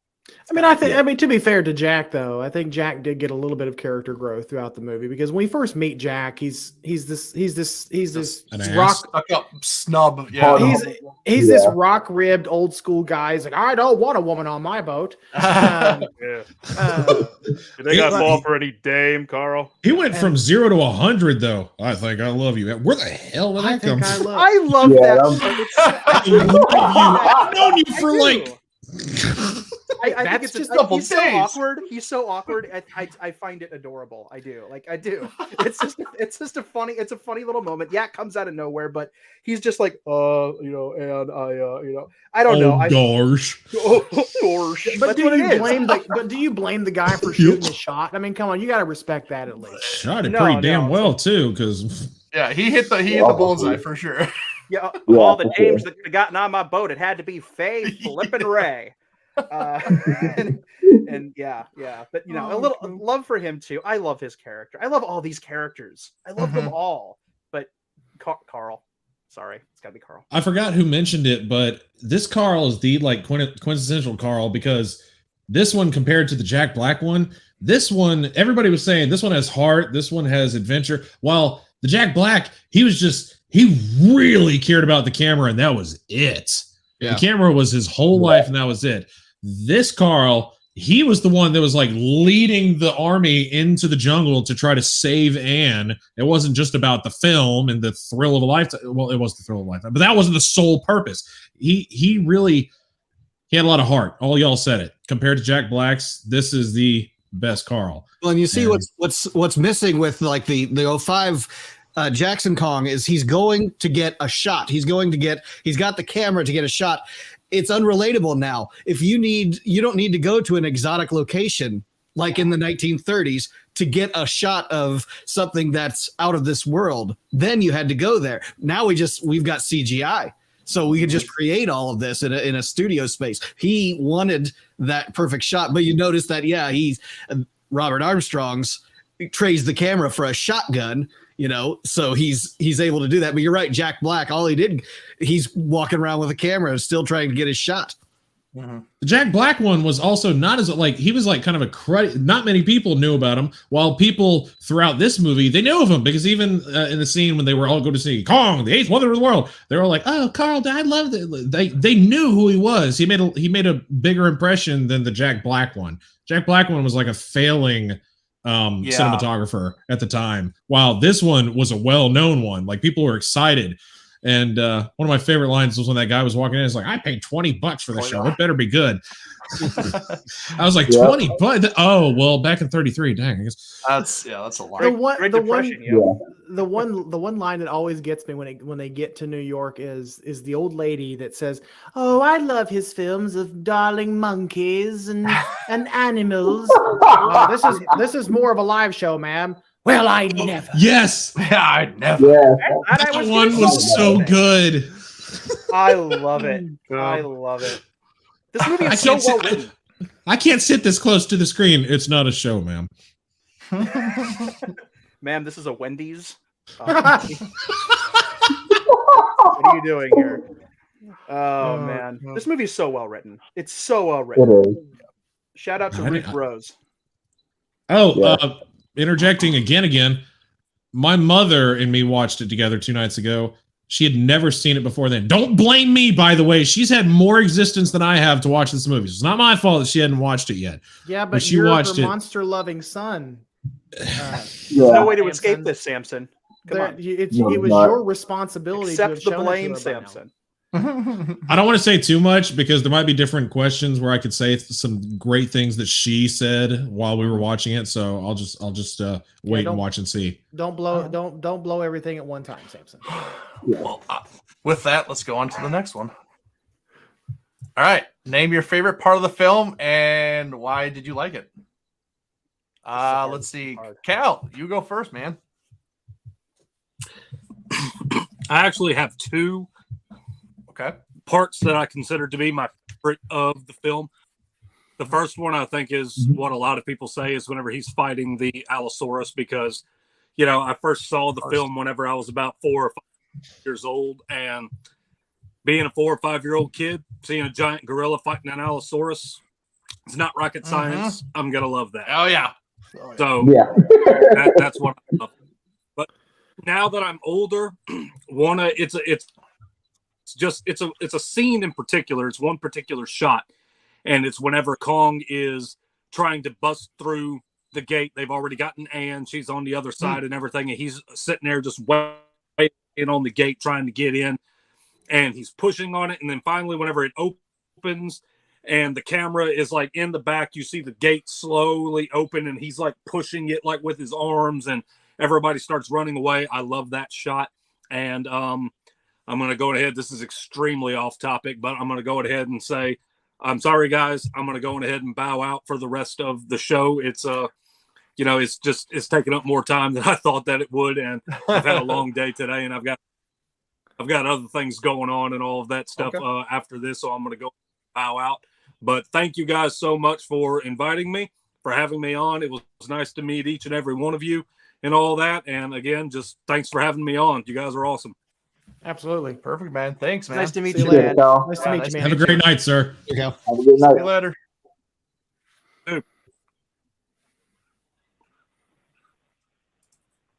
Well, I wish he had bowed out before he answered that, because he answered that to a T for my answer. I mean, to a T, he answered my. I guess I'm going. Yes, it's the fight scene, because it's. I mean, all of us grew up with Godzilla and everything else, so we love giant monster on giant monster action. And I can't believe he said the other one. It is iconic. Him pushing the gates open, the wide angle shot, seeing him in all of his glory, showing his immense strength, getting through the gate. That was so awesome. And it's such a great shot. So Yeah, I have the same answer. That's all right. That's all right. Adrian, I what do you can't got? believe it's just so wild. He had the same answer. I was a wee lad. I was 6 or 7 years old, watching TMC, waiting for Godzilla to come on, and I see a giant monkey come on my screen. I'm like, oh, okay. And all of a sudden, I see a dinosaur come out trying to eat this blonde lady, and that's how I was introduced to King Kong. The fight scene between King Kong and the Allosaurus was legit my introduction to King Kong, and since then I've been in love with King Kong. That's definitely my favorite scene, and I really love that they chose not to have music during that scene. I don't know why it made the fight that much better that they didn't have any music go on that scene. They Oh, just they let those didn't, two did just they? go at it with each other. You hear King Kong screaming and yelling. You hear the Allosaurus screaming and yelling. This with it having no sound, that was an incredible decision and made that scene even better. So I'm definitely gonna go with that scene for sure. All right. Yeah, of course. I mean, it's Kong versus the T-Rex, of course. But I'll pick something else too. They're kind of tied. First I'll go with the one that I found out about it with the commentary portion of the Blu-ray is when that damn flower. That So thing good. that blew my mind. I swear to God, like I was like, hold up, and then when they paused it and went really slow, I was like, my jaw dropped and my eyes were big because I was like, holy crap. I was like, and he dropped it and turned around super fast to save Anne. I He was really like, did. wow. That's What part of the film? amazing. Because y'all have said this several times now. Where in the film was he doing this that I missed? This is the Elasmosaur Kong's lair sequence. It's the moment where That ridiculous and legged snake thing. the Elasmosaur comes up. It's the moment where it's about to attack and screams, and Kong is facing the other direction. Hears her scream, turns around. Yeah. If you pause it, and I mean you got to hit the button at the yeah. millisecond. Yeah, He is picking a flower. His pinky is extended and everything. He picks up a teeny tiny flower and lifts it to his nose, and then he hears the scream. He drops the flower. He turns around and whoosh, he beats the crap out of the Elasmosaur. Yeah. I'm telling Okay. watch the documentary. It is so I think good. I think I watch the knew that. documentary. Subconsciously I did know that because I was like, I'm trying to in my back of my mind, I was like, he does pick a flower, but where the hell was that? So now that I hear that, I'm like, I think I remember that. All right. So I'm gonna go with that one, and then my other kind of one with that is I just think it's one of the funniest parts in the film is when I mean he's kind of like inspecting Anne, and you know some of her clothes are coming off, but like he takes his two fingers and he like touches her, but then he puts them like in his nose and he smells them, and that little play of music goes. Yeah, I was like, oh my God, I was like, that's so interesting. Because he's like, how he was doing it. He's like, what the heck is this? Like, I just thought it was he was super confused. That was hilarious. Yeah. What is this perfume? My goodness. What is some of this? Smell? Yeah. What's the smell, say? What's that smell? I got to get some of that next time I'm in old gay Paris, see? That's what it is. He likes the perfume. Yeah. I love how playful that is. Yeah. Michael, what you got? I mean, a monster when you've the mystery surrounding Kong leading up to the moment of his debut is really interesting. So I'm gonna go with Kong's debut because the meshing of the live action, the stop motion animation, all that scene looks phenomenal. And I really appreciate when a monster debuts well. And I think that Kong's debut, when we first see him on screen, Anne is tied up and she's struggling. I think that whole scene is wonderful because you get both versions of Kong in that moment because you get ferocious monster Kong and you get the kind of the shock of seeing him full faced on screen. But you also see his countenance, his face change a little bit as Anne is struggling. He's like, it's almost like he's saying, okay, don't struggle. It's fine. I'm not really going to hurt you. I just really want to check you out, see what you are. Never seen you before, you blonde woman. But yeah, I mean, that's my favorite. And then I don't want to be basic and say the T-Rex fight scene like everybody else. So, wow. I'm basic. I see how it is. Wow. So I'm gonna go with Kong's debut in the movie, like when he finally shows up. Okay. Line. Danny? No, all right, here we go. I mean, clearly the centerpiece of the film is the Rex / Allosaurus fight scene, but I'm gonna go back a little further than that because to me, I like it's kind of a series of little vignette things that happen, but there's a stretch of this film, and you guys will know what I mean here in a second, where it starts out small and then it just goes. And from that point on, once you're on the island, it's just, oh my gosh. And it's a stretch of time. It ends with the T-Rex fight, but you guys have already touched awesomely on the T-Rex fight. But for me, like this movie became like, it was already awesome when I was first watched it, but it became like, all you got to do is say the word dinosaurs to me. And like, yes, that's all I need. I'm in, you have me. Dinosaurs. Dinosaurs. But, love me some dinosaurs. And when they build it's when they build the raft, right? It starts when they build the raft. They're going across the water. And then of course we get the brontosaur that comes out. And from that point on, it chases them. The guy in the tree gets chopped. Yes. Oh my god. Yeah. And they're just running through the woods. They got to get through this jungle. They're going breakneck. They're looking behind them, all panicked. They don't have their guns anymore, man. Yeah, they're out. They have nothing. Yeah, they're running. Nothing. And then they get to the log, and obviously Kong hears them, and the entire log sequence is just terrifying and wonderful. And again, the combination of things. It took me forever. Like the first few years I had seen it, I didn't notice Jack jumping off and climbing down into the hole. Oh, but you can't you can't actually see him do it, which is really cool because that was a tiny little little projection screen built into the set that they animated one frame at a time, like Kong. I love that they did that. And then you've got the live action people on the log that synced up with the real log being moved by a mechanism, and Kong's shaking it, and all of them screaming and hitting the ground and ragdolling literally when they hit the ground. And it's just okay. So Great. I want to just mention something here. I just found it really not funny, but I found it like a nice touch when the dolls hit the ground. They're oh my god, yes. And they just instant stop. Yeah, just Well, and then we can assume that shortly after that, the like 3 people who survived with broken ribs were all eaten by giant spiders. But we did not get to see that. That's the 2005 version. We'll touch on that later. We didn't get to see that in 33 because that footage, whatever. Anyway, long story. But the entire stretch where they're in the water, the brontosaur gets them, they're running breakneck, and then the log scene. And I would argue that little snippet ends when the proto skull crawler, the little 2-legged lizard, crawls out of the pit. Yeah. And Jack cuts the vine and down he goes. And then after that's the T-Rex fight. But that entire section really kind of starts with the stegosaur, but it picks up. It picks up with the brontosaur chasing them. That entire chunk where the entire expedition into the depths of the island, into the heart of Skull Island, just everything hits the fan. They think they're prepared, and then a head comes up out of the water and destroys their raft. And then after that, by the time that sequence is over, there are 2 people left alive.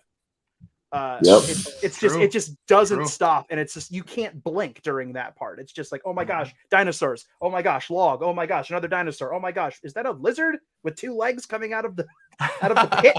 I was blown away seeing that. I couldn't believe that technically that's what the skull crawler has to be based off of. Oh, it right? is. It absolutely has to be 100%. I was blown away when I saw that. I was like, skull crawler. Yep, it was based on that and a little bit of some other things here and there, but mostly based on that. So yeah, there is kind of a proto skull crawler in this movie. They were fans. That has to be also where in 62 they copied like the giant when the lizard came up the side in the 62. Oh, 100%. That's of course. Yeah. Oh yeah. Throw it So- down. It's only a lizard. I just asked my mom because I had to ask her opinion too, what her favorite scene in the movie was. And her answer was the scene where Kong was reaching down and trying to like grab Jack in that little cavern. She thought that was great. But I actually have a different answer because when we were watching it for the first time the other night, the thing that stuck most to me because she like blurted it out, it was the log scene. She just outbursted, "This is delightful!" Like for the whole film, she was just kind of like laughing and saying different things here and there, like, "Oh my god, this is so sexist!" Like, "Ah, that's funny." But during that scene, that's when she absolutely outbursted and said, "This is delightful," and that stuck with me, and I thought that was great. I was like, I have to tell the guys this when we get into it because that's such an amazing response for her to say, because she's never seen it, and that's where she officially was like, okay, this movie's great. That's amazing. That is so good. That is amazing. And you know what? It's like, Despite all of the carnage, it was delightful. You have to admit. It was. that's not a movie that was like, oh, that was a fun movie, that was an epic movie. Kong is a delightful movie. Kong is a delightful log shaking murderer. Oh, just pay him and ragdolls and Yeah. So I thought that was really funny. That's what stuck out because that's where she actually officially said something that stuck with me. That's great. That's great. All right. Moving on. So I got a little bit of let's see.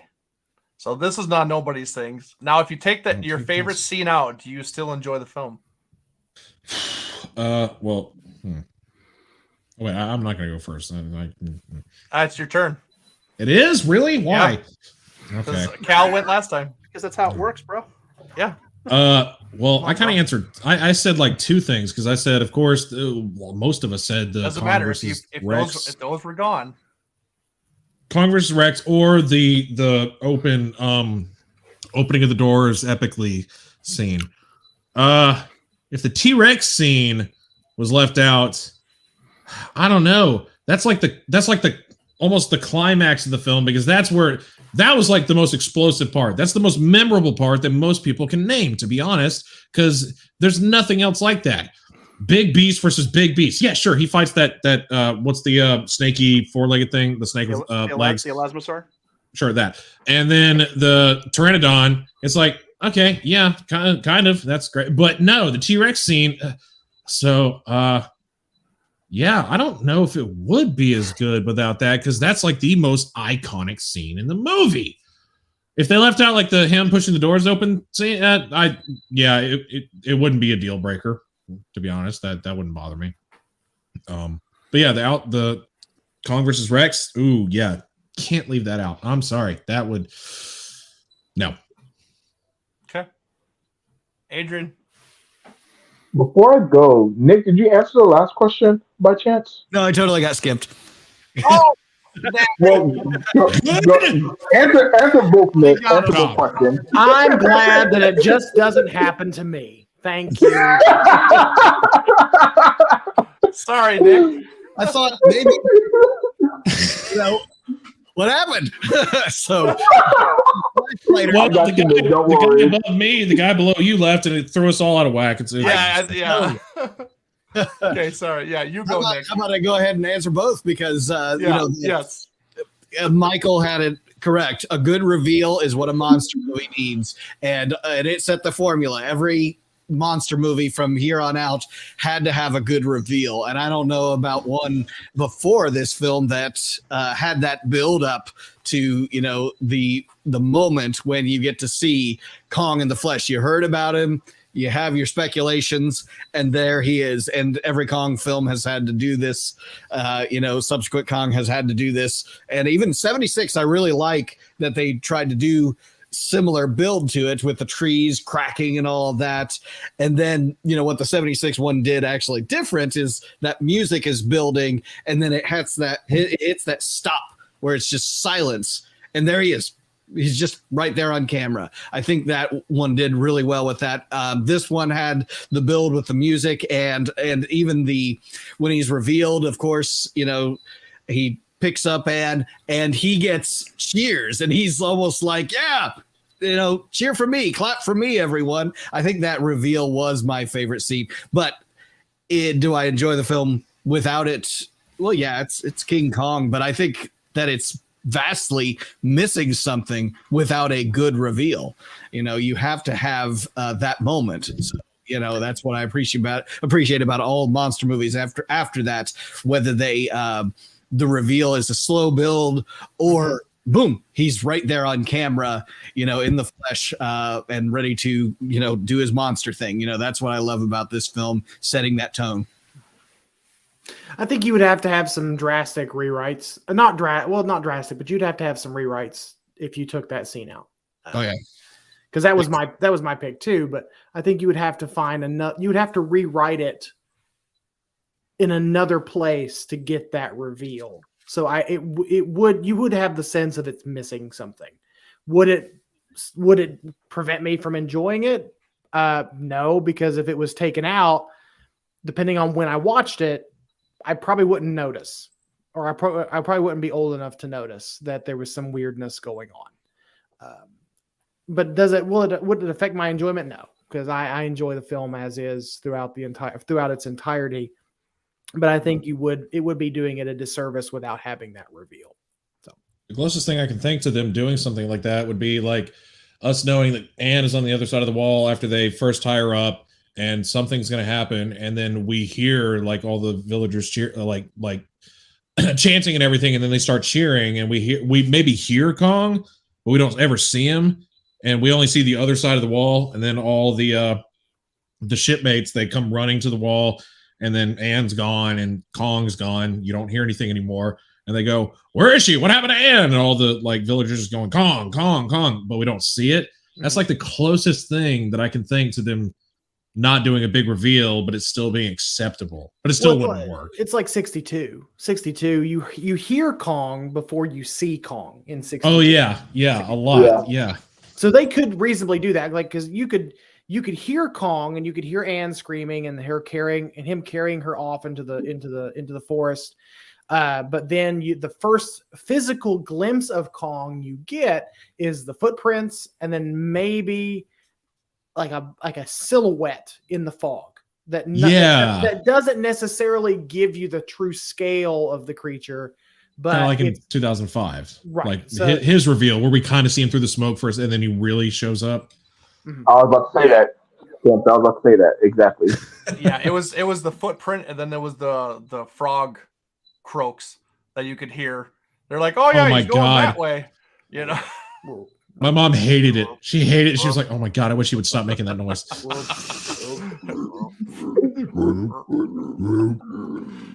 God. All right, Adrian. Now it's your turn. Yeah. So, if they were to take out the T-Rex scene, I would still enjoy the film. And the reason I can say that is because I know with 76 Kong, we really don't get a lot of fighting. The only thing he really fights is the snake. I really love that film as well. So I'll be disappointed without the T-Rex fight, but I would still enjoy the film as a whole. It would still be a really good film as a whole. And that was my very short answer. That was boring. Yeah, I have to agree. Like, it would suck without having the T-Rex fight, but like overall, it is still like a perfect film, honestly. Like, and with the little things that they put in there, I mean, it is literally perfect. It really is. So I could definitely look past that and be okay. So my short answer.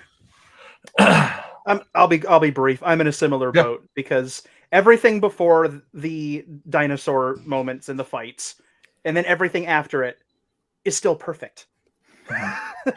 So if you took it out, it'd be a slightly less awesome because there wouldn't be dinosaurs and gorillas fighting, but it would still be everything else that worked before and after. It still is fine. It's still there. It still works, and it's still a beautiful film. So I mean, I would miss it terribly, but I'd still love it. Oh, something else that my mom, when we were watching it, it was really funny that this also stands out. The moment we saw the Stegosaurus coming into the clearing, because she hadn't seen it, she was like, "Wait, what? There's a dinosaur. Why are there dinosaurs in this? I thought it was about Kong. She was so confused. She was so confused. She was Giant like, dinosaurs attacking our boys. it's a dinosaur. You rang? I mean, she was Yeah, very- you wretched. Oh my god. Danny is always within arm's reach of something. Yeah, I'm so Spielberg, what do you make of this? So, Take that, you dinosaur. oh my god. That's a whole different thing. All right. But it was just so funny. Off topic. I will say that the Stegosaurus's quivering tail was a pretty good effect. That was great. That was awesome. Did y'all watch that cool video that I sent you from YouTube where they actually take it from the 24 frames per second that it natively is to doing 120 frames per second to make it smooth? Yeah, That was pretty crazy. If they didn't, I mean, of course, that would take away from the artistic style of the original film, but For sure. it'd be neat to see it like that. To be honest, like just it'd be neat to see it smoother. To be, I mean, come on. Oh gosh. All right. Moving on. All right. So after watching the film, did you feel that this was a tragic story or more of an action adventure film? And Adrian, you are up. This is a tragic film. This is a tragic film with all the action, all the adventure, all the death, all the laughs we got. At the end of the day, this is still a very, very tragic film because we lose the star of the movie in a very horrific way. Got shot down by airplane, fell a couple thousand feet from the air. Like watching Kong die when I was a kid broke my heart. And now I've seen a lot worse deaths in monster movies, but King Kong's death in this movie it still hits the heartstrings a little bit. So I can't say, even though I do love all the action events that we do get in this film, at the end of the day, it's a tragic story, a tragic love story at that.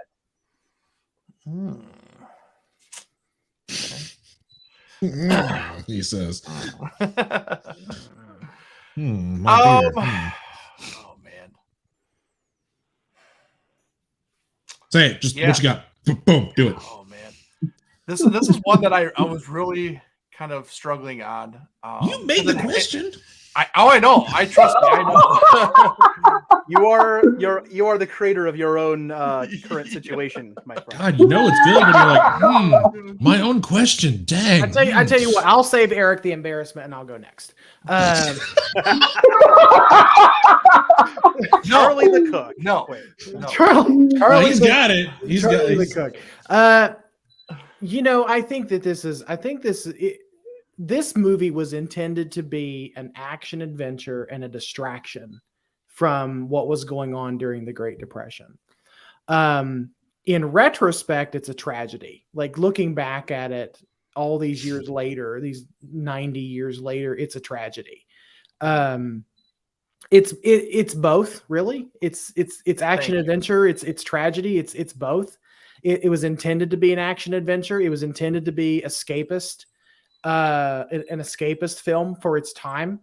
Because I believe, if I'm not mistaken, like when this film was in theaters, that was at the height of the Depression. So the Depression really didn't hit until this film was released, if I'm not mistaken. And to think that people spent the money that they did not have to go watch this movie to escape from what was going on personally just speaks to the legacy of this film. And there's other scholarship that's been done on Kong since then that looks at the different perspectives of what this film could also be trying to say. But at the end of the day, it is just a pure action adventure film with a tragic hero or anti-hero in Kong as its leading man. So there's my wax poetic answer, I think. Now it's your turn again, Eric. Well, I was just going to say that, it starts as an action adventure film and it turns into a tragic. I mean, what else can you say? Because obviously Carl Denham was going for, an action movie to bring to, back into New York and stuff like that, so everybody could see it. Obviously, then we find out about this character Kong, and we all fall in love with him, and see what he goes through, see his relationship with Anne and everything, and you really feel for him. And as it progresses, it obviously turns into a tragic story because you feel for Kong, and you don't want anything to happen to him. And honestly, I mean, seeing him up on the Empire State Building, hanging there by fingertips, and then him falling, like it's soul crushing.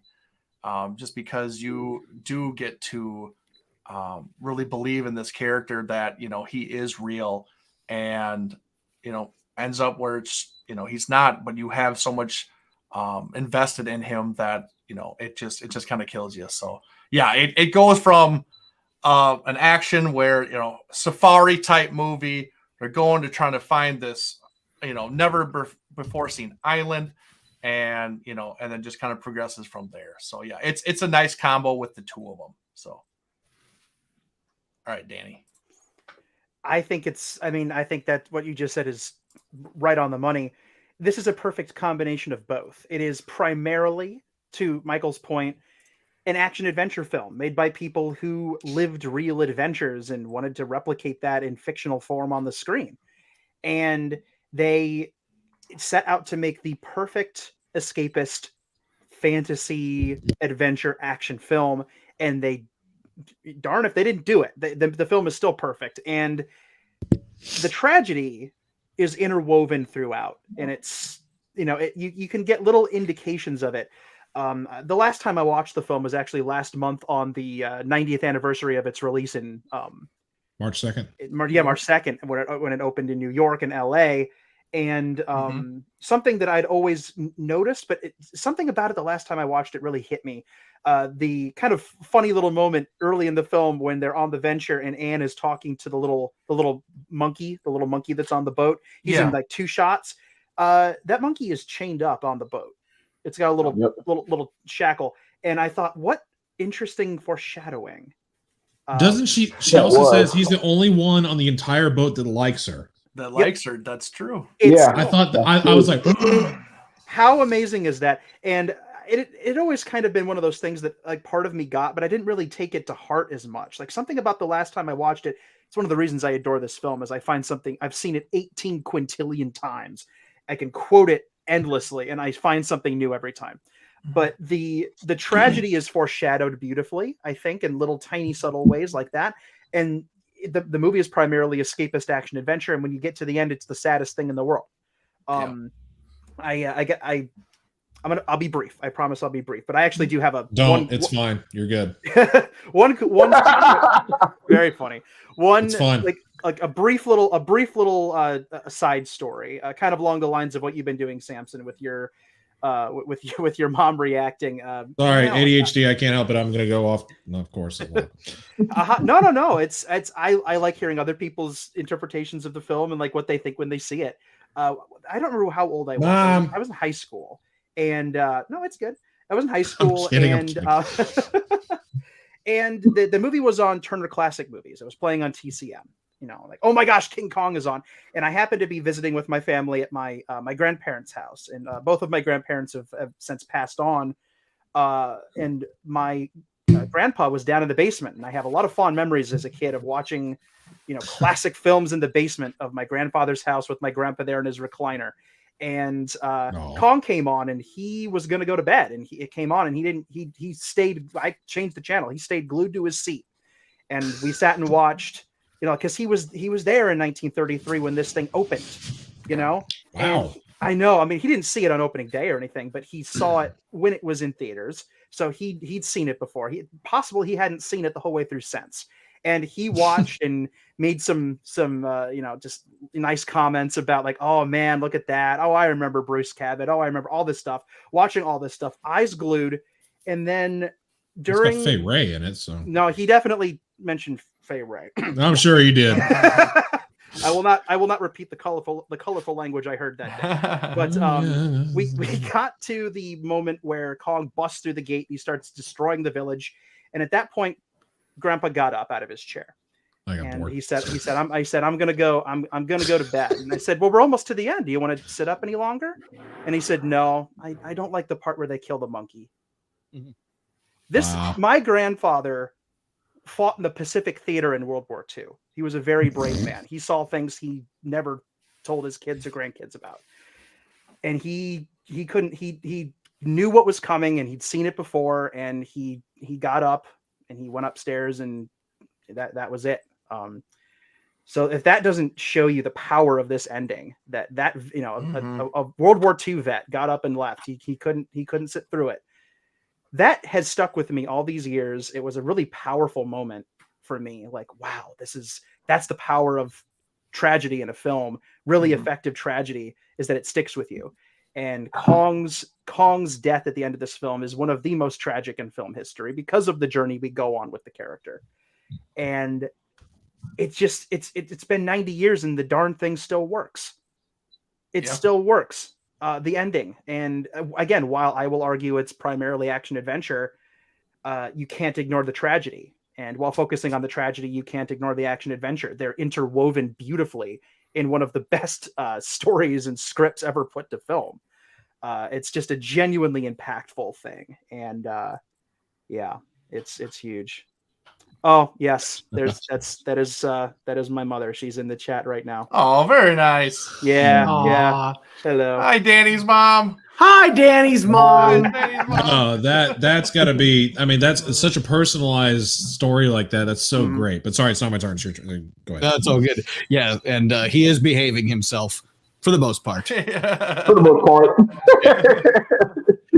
And I'm going to answer this, and then I'm going to bow out. And I really appreciate the conversation, gentlemen, and being invited. And I hope to be invited again on another conversation in the future. So, of course. Thank you again. So, this is 90%. I feel action adventure, 10% or so tragedy. I mean, when it comes to like the questions you ask, is it an action adventure, and the things that it's like, don't ask that question. These plot holes that might be in it when you're watching like Fast and Furious. Don't ask. It's an action adventure movie, right? Oh, yeah, good. In this one, when it comes It's family. yeah, when it comes to Hashtag family. Come on. yeah, Carl Denham's like, tell me the story, and it's like, yeah. Then we went to the island of dinosaurs and brought home we brought home the god of the people. Oh, you went to an island of dinosaurs? Tell me about that. No, we brought Kong. We brought. Look, check it out. Yeah. Buy tickets. That's why we're here. Wait a second. You mean there's an island of dinosaurs? It's like, it was all great. And stop on that. We've got Kong here. Oh, and by the way, what else happened? Oh yeah, a lot of the crew died. It was real sad. But That sucked. But whatever. I'm gonna be rich.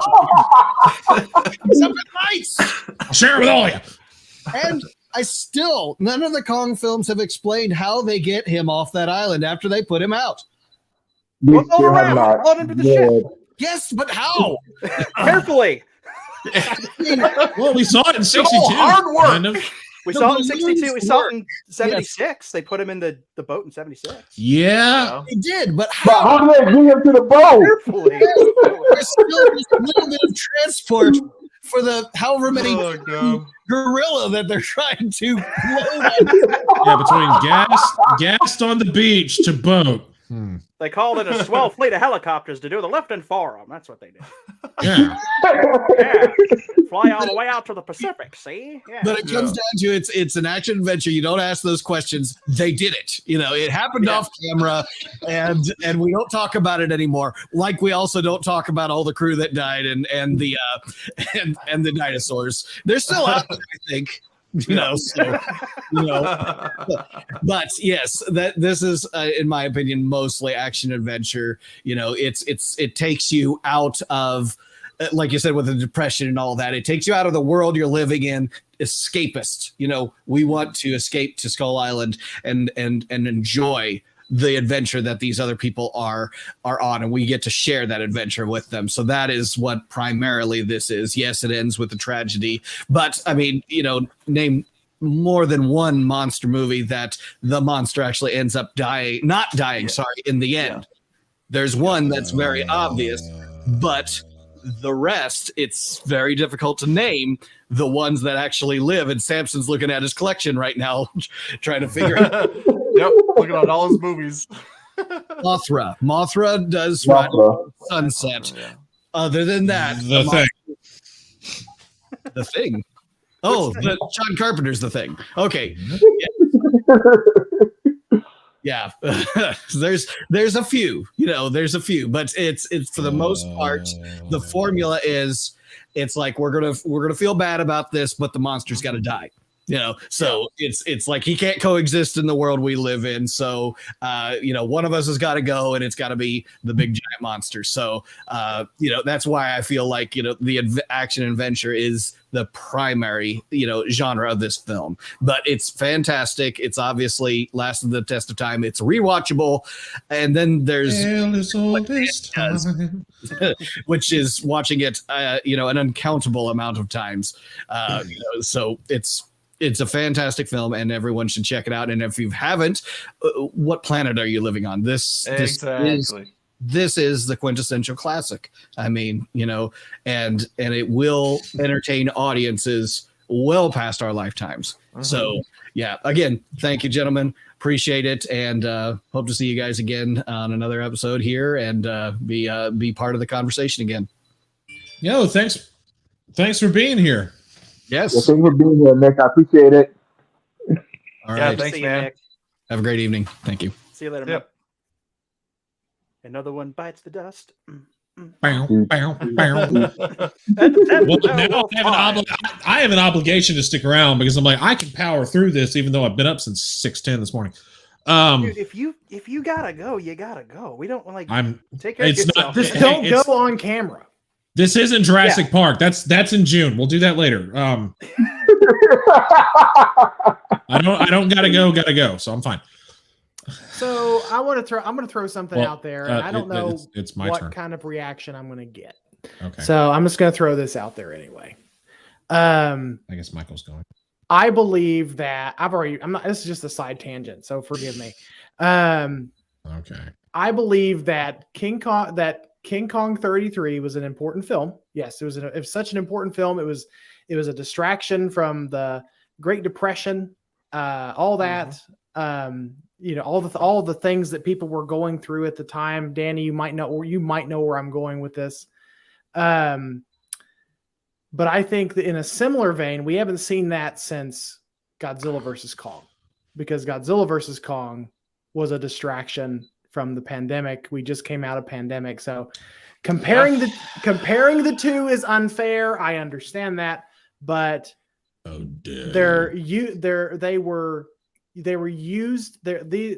films were used during a time where the public needed a distraction.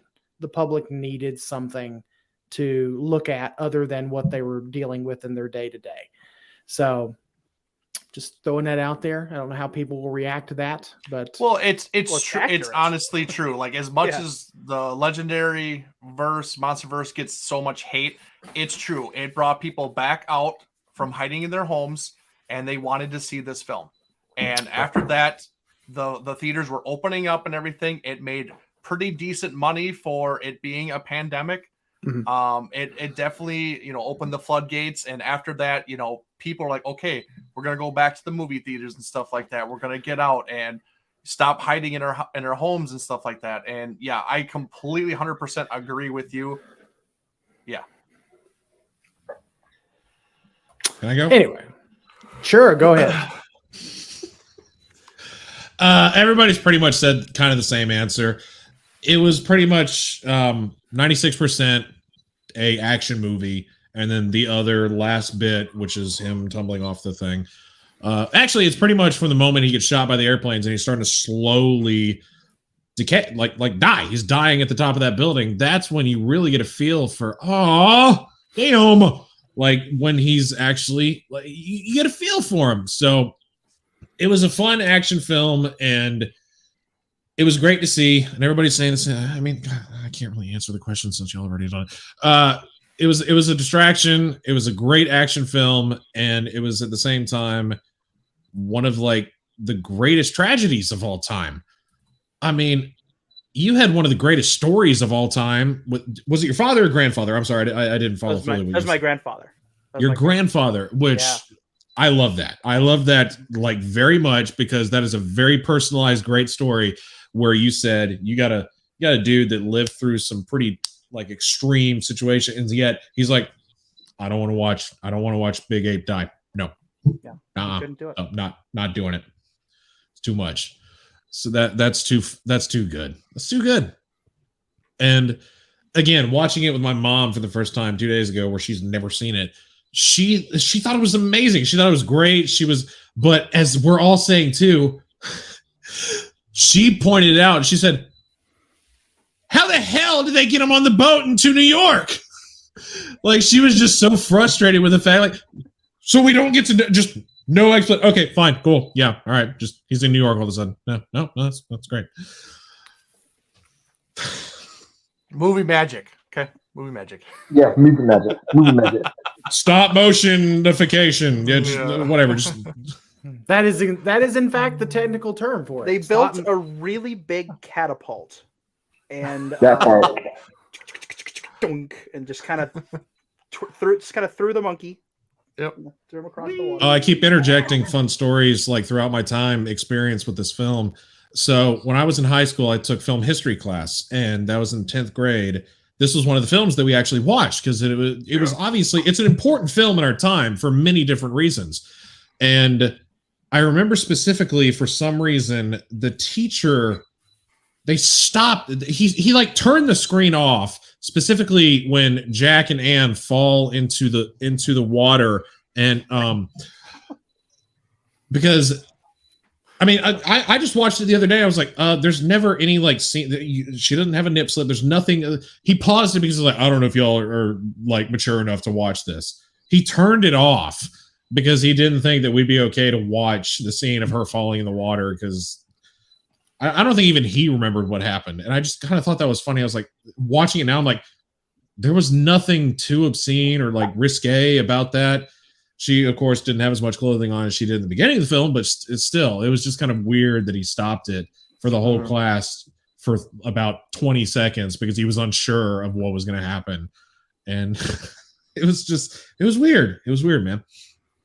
That's funky. Like, of all, like there's nothing indecent in that moment at all. Like, you're talking about the shot where they're underwater and they have to surface after. Well, they're underwater and then they come to the surface and they swim away. There's nothing there. I mean, to be fair, you see more when she's on the boat before you go. Yeah, because she's not wearing anything under her dress. Than you do in that moment, but that's just that's true.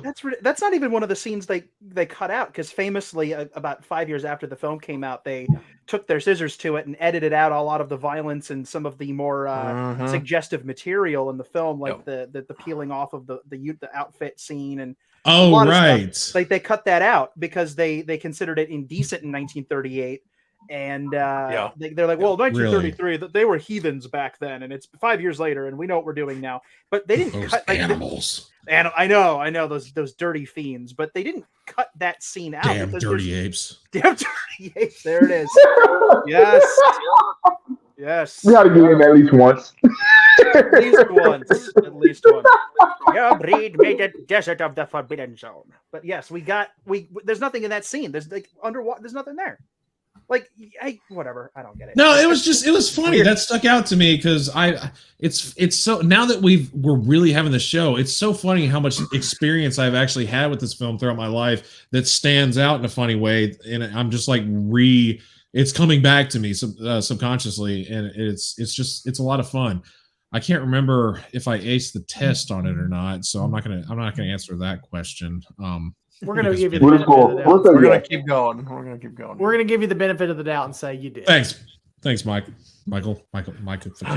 Oh, good. Mikey. All right. Michael.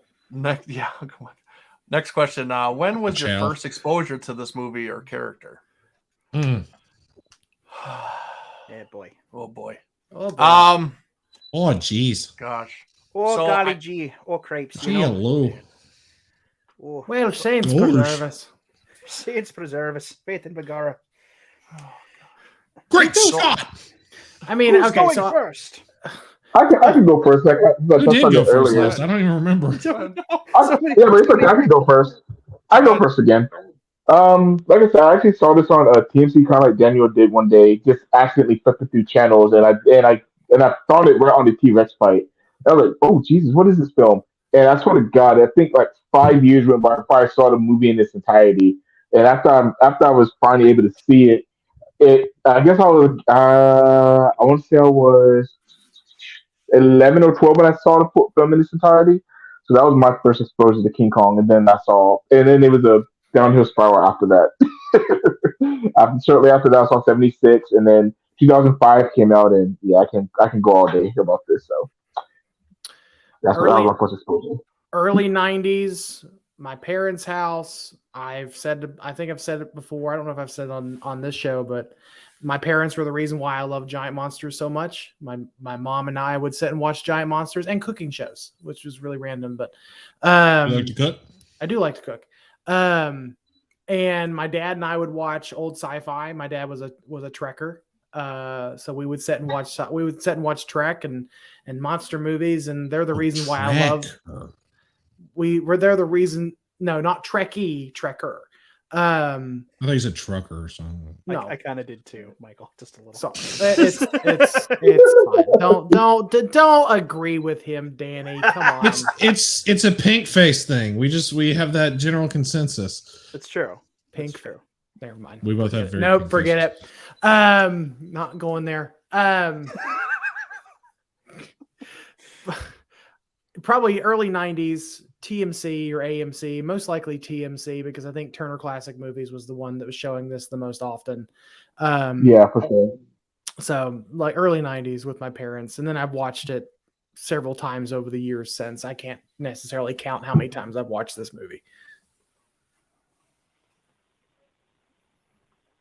All right, Danny. Did you go, Eric? No, not yet. He's the last because he did the show. Oh, okay. Okay, Sorry. fair There you enough. go. So, gosh, I don't even remember when my first full-on exposure to like the Kong character would have been.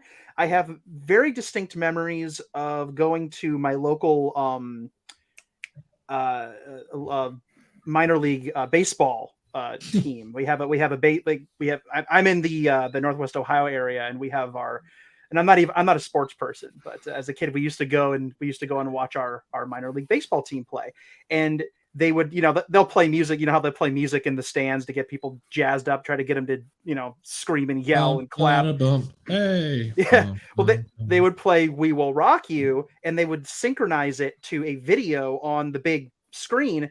And it was King Kong pounding on the wall to the tune of Boom Boom. And then Godzilla from Godzilla versus the Sea Monster hitting his hands together for the clap. So boom, boom, clap. And that's the first. I was very little. I will never forget that. And I was like, what is that from?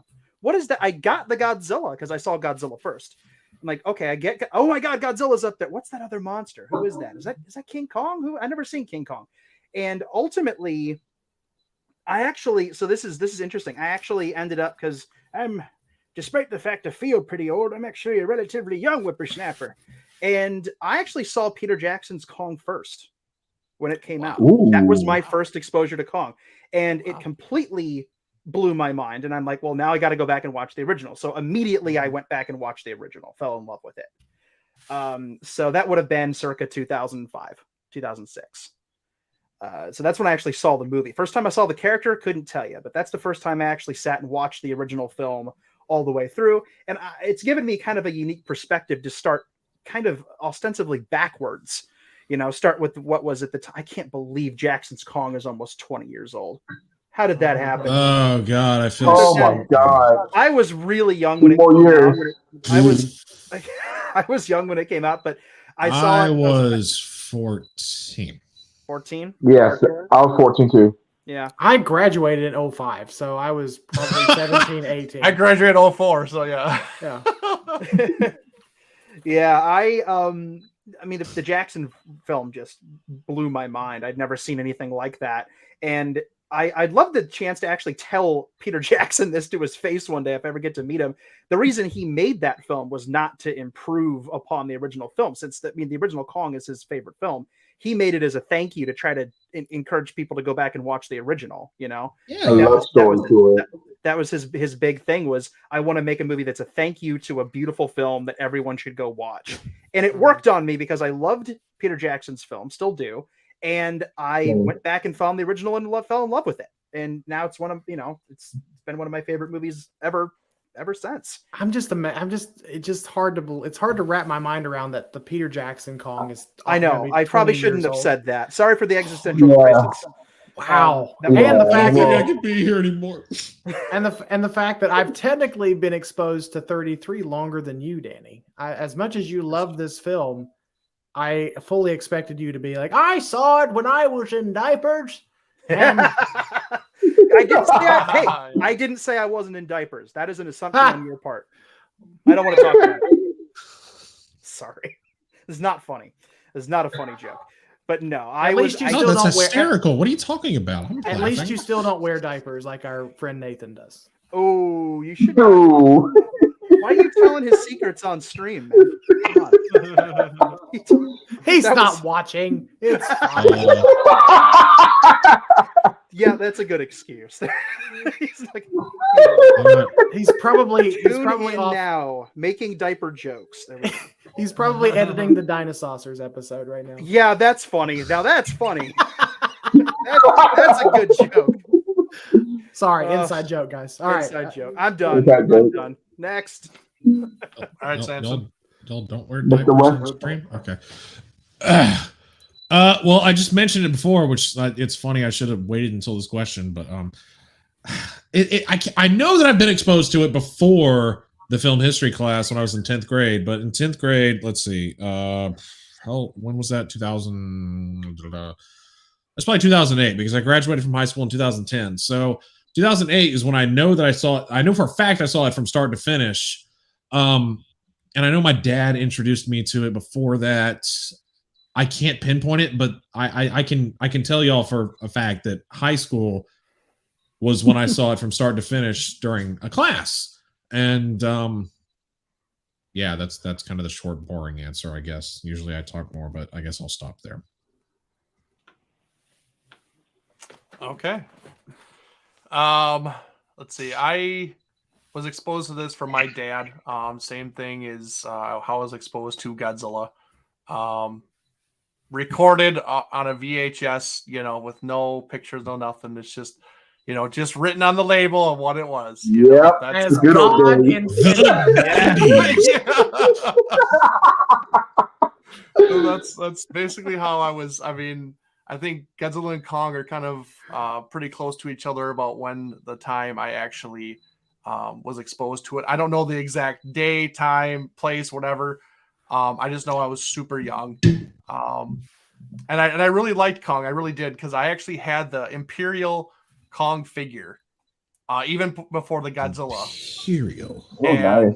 Yeah, it was crazy, and I loved that thing so much because once I got the Godzilla, I would play with those two all the time, just fighting and everything, and it was just a hoot. And so yeah, that's my exposure. So I've been, exposed to Kong for 30 years. So, but I did fall off, the bandwagon for being a fan for a long time for this film, just because I was younger and everything. But like I said before, after getting this Blu-ray, it has really ignited a love for it that I never thought I actually would have again. So, yeah, I really enjoy it. So, is there a 4K transfer of it, or is there even I mean, Not yet. is Not there yet.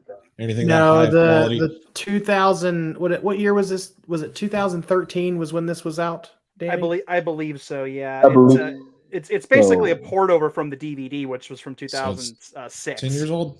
That's right. That's right. That's right. So I mean, with it being 90 years old, there has to be someone working on a remaster. At least I you would hope. think. Oh, You would think. You think? So doesn't let's see, who has the rights to Kong again? Is it Universal? Doesn't Warner. Universal have- So Warner. Warner has it. If we do like the history of the Kong copyright, everyone's heads will explode. It's too nutty to talk about. Oh, here. Yeah, no, let's because not it's do going that. back. No, we're not going there. I mean, that's the reason why Godzilla versus or Kong versus yeah. Yes. The short just- answer. Same thing. The short answer. I don't remember when it happened, but at some point in the 80s, Turner bought out the RKO library, and then eventually Warner bought Turner. So now Warner Brothers puts out all the King Kong 33 stuff. They kind of treat it like it's their film, which is bull because they had nothing to do with it. But there's a new Blu-ray box, a couple of Blu-ray box sets of Warner Brothers 100 discs coming out this year to celebrate their anniversary. And I believe Kong is on that set, or one of those sets. It's the same transfer. They haven't done anything new to it as far as I know, but they treat it like it's their movie, but it's not their movie. But they do own it, so all the home video and I guess nowadays streaming, you have to go through them, which is why it's on HBO Max also. Yeah, and again, I mentioned that it's extraordinarily grainy, and it's not a good looking version of it. Blu-ray. It was the most available thing that I could find to watch it the other day, so that's why. But y'all that have seen the Blu-ray of it, is it pretty clear and It's gorgeous. It's really gorgeous. clean? Do they like? Perfect, I mean, graininess is usually in films to make it look, but do they kind of eliminate a little bit of that to make it a little bit clearer looking somehow, or just curious? I would say so. Yeah. I mean, they definitely put it through some kind of a cleanup process. The natural grain, the good grain. Oh, that adds detail. I know. That's still there. I mean, you don't want to get rid of that, obviously. But no, because if you smooth too much out, you can't see detail. No, you can't see detail. But that disc is just chef's kiss. It is so good. Yeah, it's gorgeous. Is it expensive as hell these days, or since it's 10 years No. old? No. I got mine. Okay. I got mine for $15 at Barnes and Noble 10 years ago. Michael, how much was yours on Amazon? This one, all three of us have this one. Adrian, it's $30. This was $30 on Amazon. If you just want the movie and you don't care about the little book essay and stuff in the front, the actual just Blu-ray version is 20, isn't it? Is $20. Yeah, Yeah, the Warner Archive version. Yeah, it's the Warner Archive version. I don't know if the Warner Archive version has the documentary on it. I don't think it does. I think it's just the movie. I think it might have the commentary and it's some trailers, but it doesn't have the. It is worth the extra money to get that documentary because it is. I can't emphasize that enough. If you're at all interested in this movie, it's just. Well, it's lovely. Come next Friday when I start getting that government money, I might have to invest in some Kong stuff, especially those two figures. I'm very interested in those. All right, moving on. Next question. Would you have liked to have a continuation of the original story for Kong, or stick with all the remake films? Interesting. Michael, you go first. I don't know what they could have done with it outside of what we saw with Son of Kong, and then they attempted it in King Kong Lives, but we know how that turned out. I've never seen that. It's worth watching.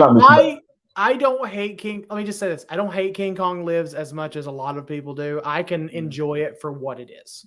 Isn't there a female Kong in it? It's a fun movie. It's a trip. There's some things in that I didn't think I would ever have to see, but there's a lot of stuff in this is a family show because I won't go, and there's ladies watching, so I won't go into it.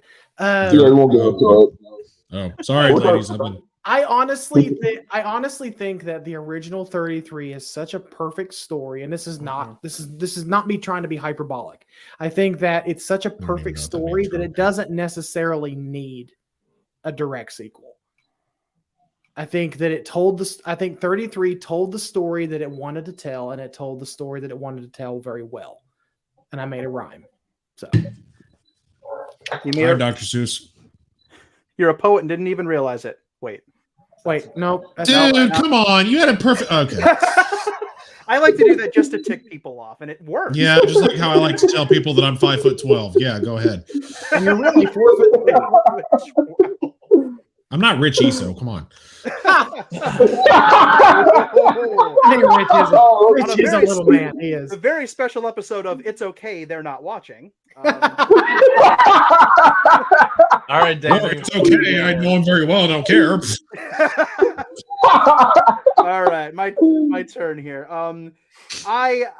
Okay, so This is one of those things where the story of King Kong is so much like it's part of the zeitgeist. Even if you've never seen it, you know the basic plot of this thing. Island, gorilla, falls off the building. It's modern myth now, like Star Wars, you know? It's like it's one of those things that you know it. You know the iconography of it, even if you haven't seen it, which is one of the reasons that even though the original film is really an untouchable masterpiece, it has been remade and reinterpreted so many times because all great myths get told more than once. So most attempts to continue a set in stone Kong story that relies on the structure of the original film, to some extent, they've all failed. Even though those films, like I'll sit here and defend King Kong Lives because even though I'm no fool, I know it's not a great film. It is entertaining. It's a fun time. I enjoy Son of Kong. I enjoy most of Son of Kong, and then the ending just hurts me in my soul. Up until then, I'm down, but then the end of the movie happens, and I'm just like, no, why? This is horrible. Oh, is it available somewhere? Hang on. Son of Kong? Yeah, I've never seen it. Oh, okay. Well, I won't say anything else then. But the ending, he thought the ending of the 33. Don't spoil this 80-year-old movie. Yeah, I am not spoil. I will terrible. Not I will not. Oh my god. Is there a statute of limitations on spoiling 90-year-old movies? Yeah, come on, dude. Give me a chance. I'm not going to spoil it. It was after 89. But it ends. All I will say, which I've already said, is that it also ends sadly like the original. I just won't say how. I honestly, I think even worse. Oh, it's worse. I would say it's sadder. It's worse. I would say worse, yeah. Traumatizing. It's I'm not going to say anymore. So it's just watch it. Just be prepared. Yeah, I'm looking it up. Seeing All right. So I don't know where if they were going to, let's just play devil's advocate and say they're going to make a third Kong. There were plans for a third Kong film. There were multiple plans for a third Kong film that would have either been an interquel. They were considering making a movie set in the middle of the 1933 film, where Kong has some kind of adventure in Africa where the boat breaks down, and they just have like a little mini adventure in the film. There was the original idea was he was going to meet Tarzan, and that did eventually get made into a book. So you can you can go read King Kong versus Tarzan, and it is based on an idea for a film that almost got made, but they didn't end up doing it. There was going to be a third film at some other point that went in a completely different direction. Cooper wanted to send King Kong to space in the 1960s. I'm not making this up. oh my god! So, that sounds like Lion King 1.5. They were just like, "Hey, let's make something that happens in between these movies." It was, but all of those, none of those ideas have worked. The only time that I really think that continuing Kong has worked has been the MonsterVerse because it was such a dramatic reinterpretation. It alluded to elements of the 1933 film and that basic story, but it went in a different direction. So the continuation in the whole cinematic universe-ness of it kind of benefited from that. So continuing the original story is tricky. I think it has been done, and it has been done a few times, and I think it's only been done excellently one time. And that is I think you guys might know where I'm going with this. Some people in the chat will definitely know the Joe DeVito Kong of Skull Island book and comic universe. Are you guys familiar with this? I am. No, I'm dyslexic. Okay. Well, then I'll try my best here. So the as brief as I can put this, back in 2004, 2005, around the time the Peter Jackson film was gearing up and to get released, artist and writer Joe DeVito reached out to the Marion C. Cooper estate and got their approval to write a novel that it is both a sequel and a prequel to the original King Kong. It had to use the novelization as its basis because the novelization is in the public domain because Warner Brothers wouldn't work with them, but technically that element of Kong, as long as you allude to the book, is public domain, so they were able to do it. And long story short, it is both a sequel and a prequel to the original Kong story. It takes place in the 50s, and Carl Denham. It's basically established that Carl Denham, it ignores Son of Kong. By the way, it ignores Son of Kong. Carl Denham takes Kong's body back to Skull Island, where he can rest in peace, out of guilt, and then he doesn't come back for 20 years. And his son in the 50s is all grown up. And he teams up with an older in his 60s Jack Driscoll, and they sail to Skull Island to try to find his dad.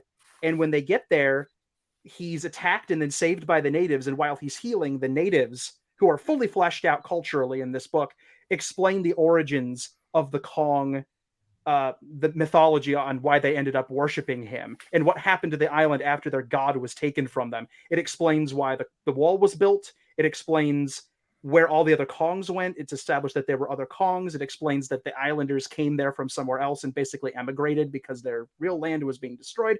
It establishes a race of almost human intelligence level raptors living on the island. I think there's a whole thing. You find out why the wall, like I already said that, you find out why the wall was constructed. You find out how the culture, which originally worked with the Kongs, they tamed them and knew how to, like, they trained them and rode with them and raised them.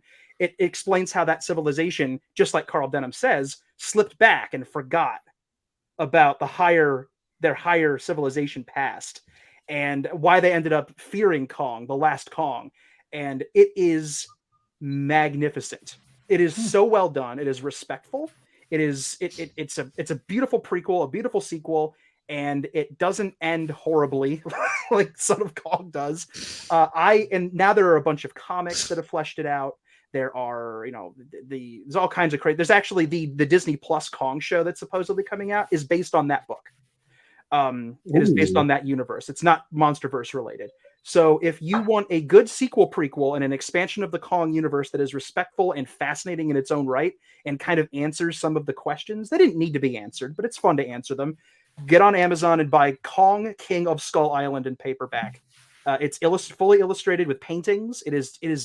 If you love Kong, you've got to get this book. I will sing its praises until I am even redder in the face. Do they have book on tape? I don't know if they do. I don't know if they have a book on tape, but I highly recommend this book. It's a pretty quick read. It's a dense book, but a lot of it's pictures because it's fully illustrated. And Thank God. But it's good. It's really good. I highly recommend it. I just realized something we haven't talked about yet. What about the cartoon show from how long Rankin ago Bass? was that? The Rankin Bass cartoon? Oh, we don't talk about that one. I like that. Oh, come on. I like that one. No, we're not gonna talk about that either. We're not. No. We ain't got time for that.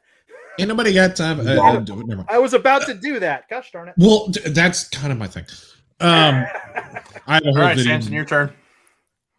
Okay, geez, I was having fun, but okay. Yeah. Okay, so as somebody that hadn't seen Son of Kong, I'm kind of like in the minority. So all I know is like just the original Kong and all its remakes. That's all I know. So how could they he dies at the end of the film. Yes, the title of Son of Kong basically answers like, yes, how that can continue. I get it. It's very self-explanatory. But other than that, how can you really continue it further? He's gone at the end of every film. That's how they play out. So also I haven't seen King Kong Live. So it's funny. I've only seen the original origin story of King Kong remade several times. Yeah, it's fine how it is. From what I know, it's fine knowing that he starts out heroic action movie, delves into tragedy and ends in tragedy, and that's fine. That's a good ending to a film. It's good, it's enticing, it's engaging, and then you get left with but it's a bittersweet ending in a sense because you got to experience everything before it that led up to the ending. So I'm fine with what we have. I like that we have the remakes that we do because, I mean, all four of the posters that are listed there, they're all fine films, and I enjoy them all for what they are, truth be told. Yeah. Don't listen to Leslie. It's King Kong Lives is not the dumpster fire that he's making. Did his comment pop up? My face didn't disappear. My comment I didn't have to go like this, so I didn't see Leslie doesn't know what he's talking about. I have y'all pulled up on the big screen over there, so I don't know if comments pop up for some reason. Fighting words, Hamilton. Fighting words. All right, Adrian, what do you got, man? So the kind of honestly, I'm fine with I'm fine with them continually doing remakes because it's kind of hard to live up to King Kong with a sequel. Son of Kong. I'm not gonna lie. I haven't seen Son of Kong in ages. I need to rewatch it. But from what I remember, it's not as good as the first Kong, honestly.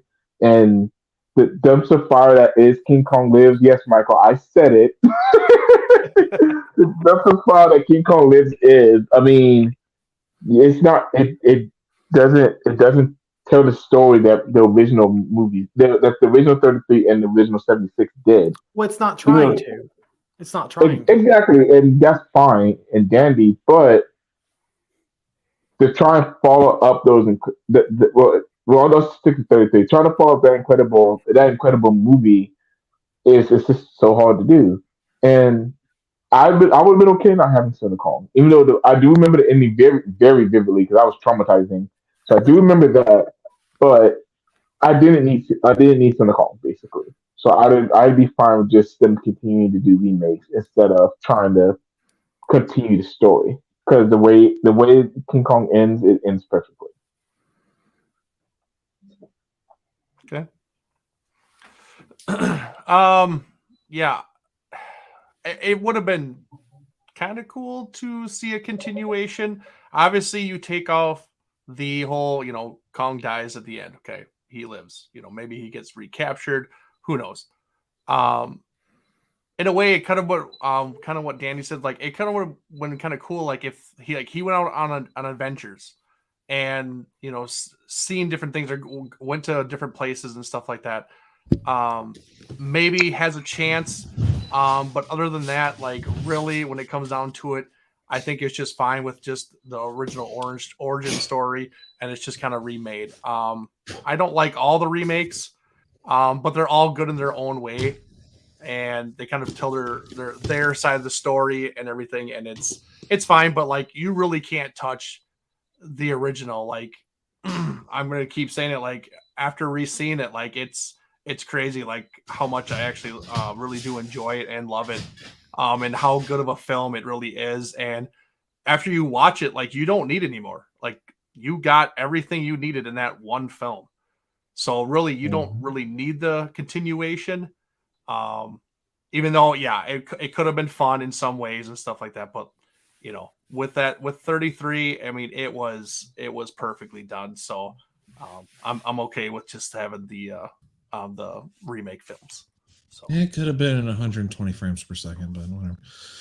Don't nitpick. Don't nitpick. Honestly, I don't. I actually like the way it is. Even No. I said I'm kidding, but you got to admit that video is kind of cool to show. It's kind of cool, but honestly, it takes away from the artist. It just kind of takes away from it, and I don't like that. Well, it wouldn't make sense for the human scenes, obviously, but as I walk back in the room, I just realized I can't believe I have had this since Christmas that my sister got for me, and I've never popped it out of the box. Is that Mighty Joe Young? No, there's that NECA Kong, but it's in color. Like it has like crazy wild. Oh, The okay. Basil Gogos version. It's Yes. It's not. It doesn't say it on the box, but it's supposed to look like a famous Monsters of Filmland Basil Gogos art cover, like a painting. It is. Yep. They don't say it anywhere. Yeah. It's just this crazy. I mean, the box opens up and there's the figure in there. It's been sitting in there ever since Christmas of this year, and It's a Open your figures, Simpson. I've never happened to pop it open yet. Unboxing. Unboxing. My nitpick would be I'd like to have the black and white one, but Yes. Hey. okay, fine, I'll fucking open it. All right. I mean, I didn't hear that. I didn't hear you say anything. What? no, you didn't. What? As you do that, we're gonna go on with this. No, I don't mean like don't win on me. Jeez. Oh, we're not. If you could, fine. Why start? If you could, would you change anything about the film, and if so, why? Yes, I would sub out Jack Driscoll for Charlie the Cook.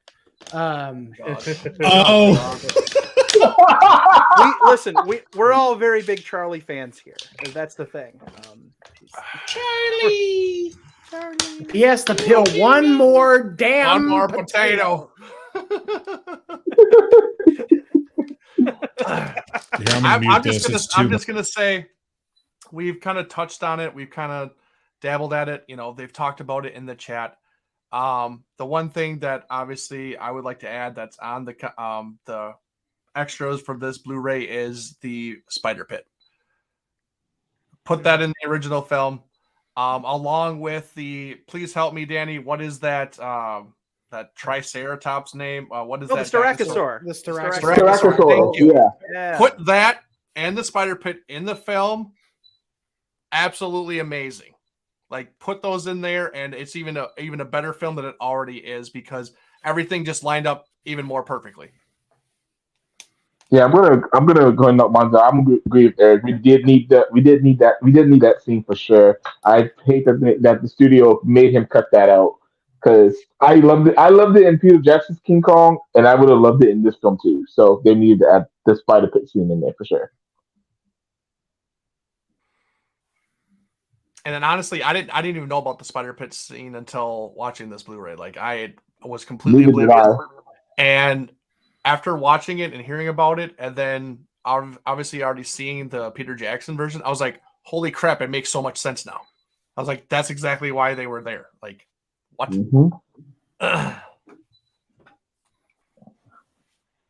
What you got, Hamilton? Oh, the spider pit scene. Like, cool. I know I was joking about Charlie, but the spider pit scene. Like, I was. I think that the spider pit scene. While I agree that it's unnecessary, it just would have been nice to have.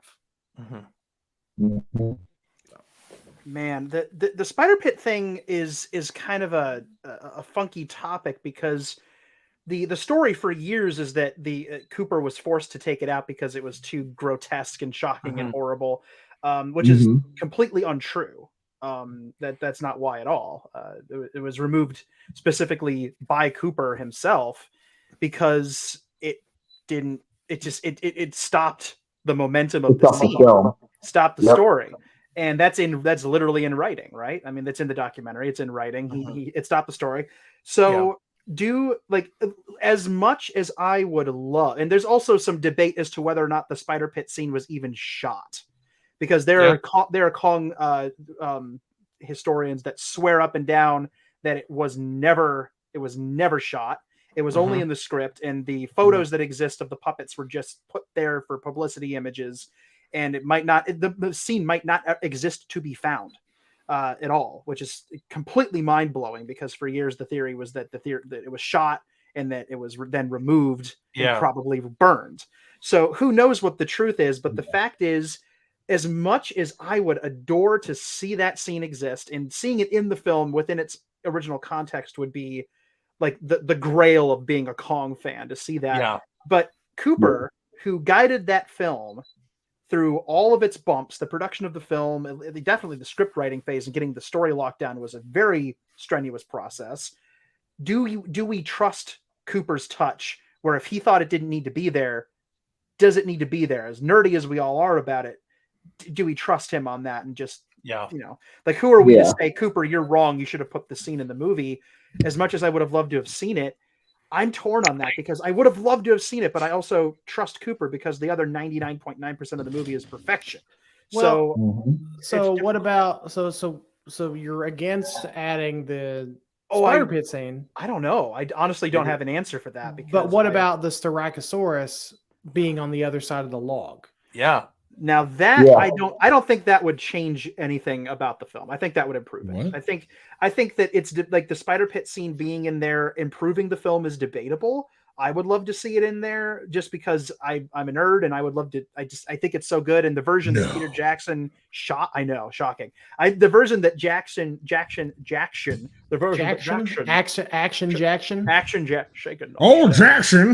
Oh, Jackson shot his film with the spiders and all that. And I don't know. It's getting a little loopy here. So the recreation that they did on the DVD, the Blu-ray, it's perfect. Yeah. The way it's edited in is amazing. And obviously they didn't edit it into the whole film. I'd love to see a cut of that film, of the whole movie, just experience the whole thing with that in there, just to see if it stops the story, like if it disturbs the momentum. Yeah. But The Styracosaur just doesn't seem like it would disturb that much, and it would definitely explain why they kept turning their heads over their shoulders while they were running, and it would explain, and you guys know where I'm going with this, why didn't they get off the log and run the other way? Exactly. So, like, the spider pit, again, the spider pit is debatable, but the absence of the Styracosaur, which was also originally an Arsinotherium, they had two different critters they were going to use, and they cut both of them out. That leaves an active hole.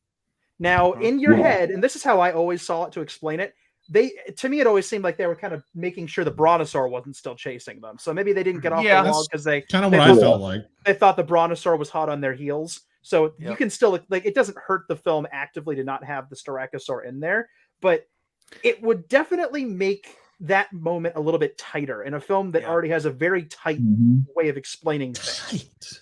It is. And it's, but the story was, when they were running from the Brontosaurus, they came across a grazing Styracosaurus, and the Styracosaurus started chasing them. And that is in the script. It's actually it's a Triceratops in the novelization, if I'm remembering correctly. More than one. Too. Yes, you're correct. Yeah, it's how it was. Yeah, and then they're like, oh, we can't go that way, and they turn around and get on the log. Dinosaurs. So What's the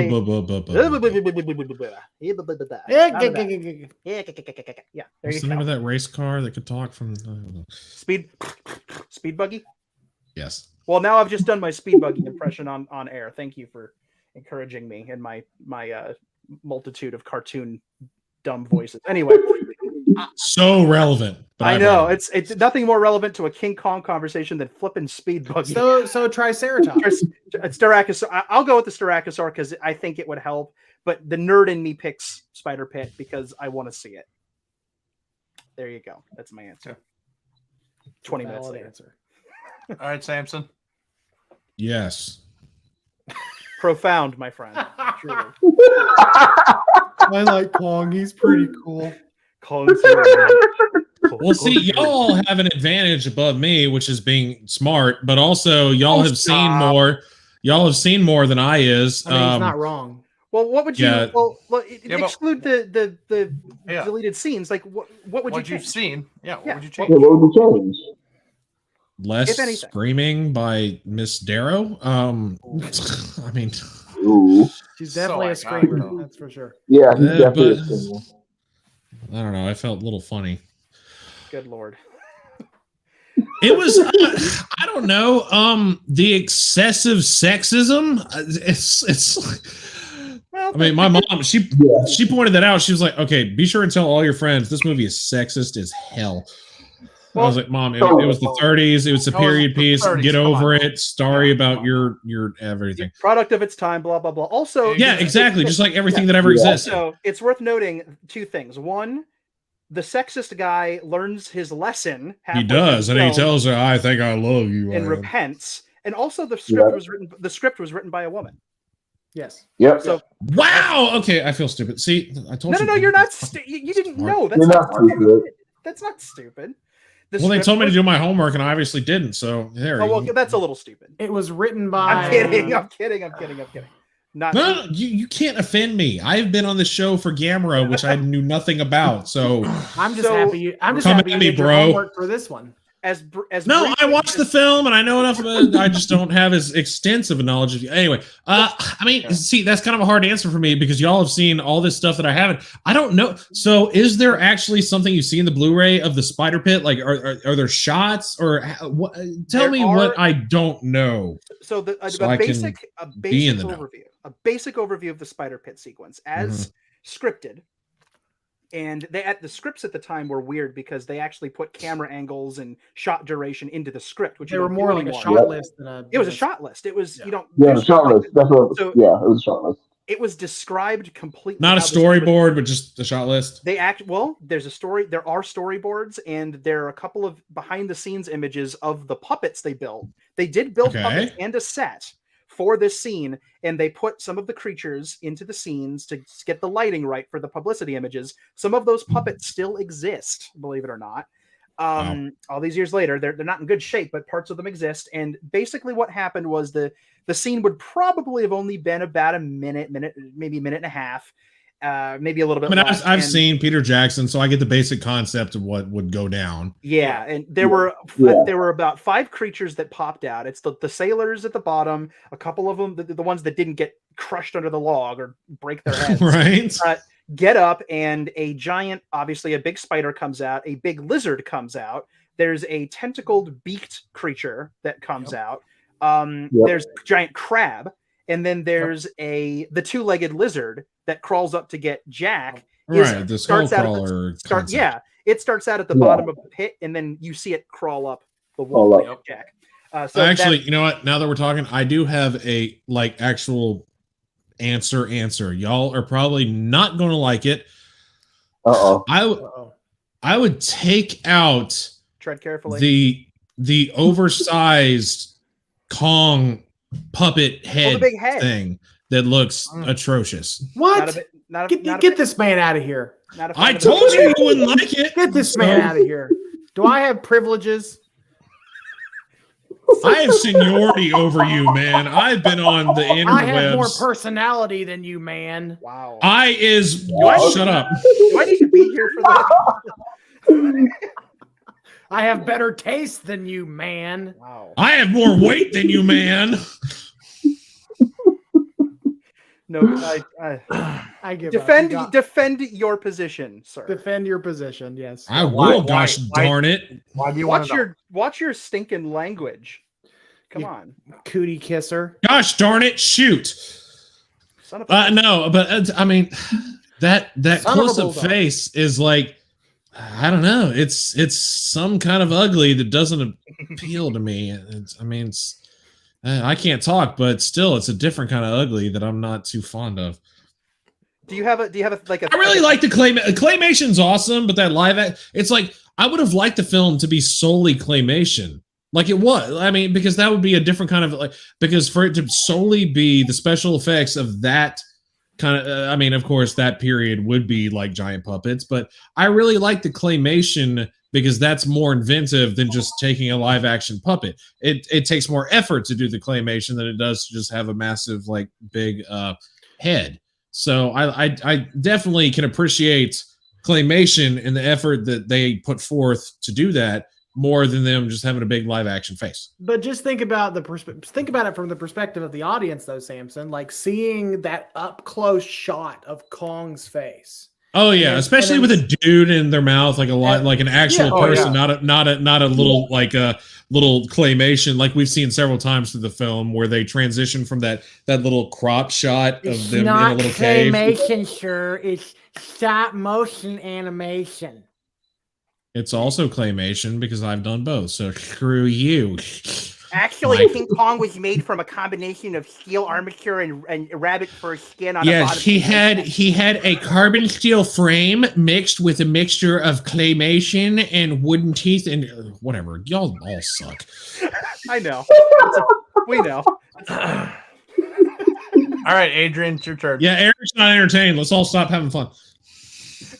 Oh no, I agree with you, Eric. I'm gonna say the spider pit scene because I really feel like it wouldn't have really taken too much away from the film, even though Michael Cooper himself said that it stopped the film. And I guess I'll trust his judgment, like Danny asked, but I really would have liked to see that in the film, as well as the Styracosaurus scene being in there as well. They should have just kept all that in the movie. That's what I think personally. No respect. Get your dang respect. I got it out of the box, by the way. It's a great figure. It is a good figure. Congratulations. It's got a lot of colors to it. I still don't know what it's based off of, but it's cool. It's based off of this poster. It's exactly what it's. It is not. It is not. It is. Get on when we're all wrapped up, Samson. Get on to Google and look up famous monsters of film. Well, just type in Basil Gogos King Kong. Yep. BASIL. Sure. Yes, I know how to spell that. BASILGOGOS. Basil Gogos. I'm dyslexic. I'm not going to remember. Oh, never mind. Yeah, you're right. I see it now. It's the cover of a magazine. Yep. Yeah. Oh, it's a magazine cover. That's what that's. Yeah. Back in the '60s, Basil Gogos was the artist who did the beautiful paintings, these surrealistic paintings of monsters for Famous Monsters of Filmland magazine. Those are incredibly iconic images for people who grew up with those, and it's just beautiful. They're just beautiful. And when I saw that figure was coming out, I was like, crap, I'm gonna have to buy 2 of these. I have to buy the normal one and the Basil Gogos one, because the Basil Gogos was just such that's such an interesting idea. I'd love to see them, because NECA has the Universal monsters now. I'd love to see them do Basil Gogos painting versions of the Frankenstein monster, Dracula. We're off topic. Toys. My sister was even weird about this. She even told me, like, when she bought it, she was like, I'm sorry that I didn't get you the black and white one. I know that you're OCD and you like really screen accurate stuff, but this is all that they had when I went to the store. So I hope you like it anyway. I would just like to point out one thing. Oscar says back then it was actually called Dynamation. Dynamation. I don't want to be a jerk. That is technically not right. I mean, Dynamation was a made up word that Columbia invented in the mid 50s. It does not date back to the 30s. Boom! Roasted. It was invented for Ray Harryhausen's Seventh Voyage of Sinbad. It was a word that he and Charles Schneer invented at Columbia. Lawyer. Can you be on every show so we can like learn some stuff? Because you're far in superior. Your intelligence is far in superior to mine. Yeah. I don't know if I agree with that. I have no life is my problem. So I do too, but I'm not that damn smart. All right, we're gonna keep going here. Let's do it. So the next question is: do you believe in the phrase, the most famous phrase I think of throughout the whole film is, "It was Beauty who killed the Beast"? Yes. That's deep. No, I'm not even. Okay, Samson. If you go for it, already have it, go for it. Well, yes, because I mean, truly, it was like before Kong. It's been referenced to the film. He was a king in the world. If it weren't for her and his obsession with her, technically, he probably wouldn't have had the tragic outcome that he did, because everything that came before her, I mean, he was probably fine. And it was because of his obsession with trying to protect her that he dealt with giant T-Rex. He dealt with the ship crew trying to save her and like the log toss. He dealt with so much trying to protect her all the way through to the ending of the film with the biplanes trying to attack him. And, yeah, he did everything for her, and his outcome was defeat. He met his demise thanks to his obsession with beauty. Before her, he probably would have been fine, chilling out, eating berries, and just kind of whatever, doing like fine. But yeah, it was all because of her that like calmed his beastly manner and his outcome on the top of the Eiffel Tower, the Empire State Building. It does make me wonder, because it's implied that they've done this before, that they've done this whole ceremony before. What happened to the other girls? You don't want to know, bro. Okay, when me and Mom watched this, I did my usual like commentary. I was like, all right, so she's about to freak out from all the like skeletons with flowers in their hair all over the place in a second. No, okay, never mind. Peter Jackson's version has that.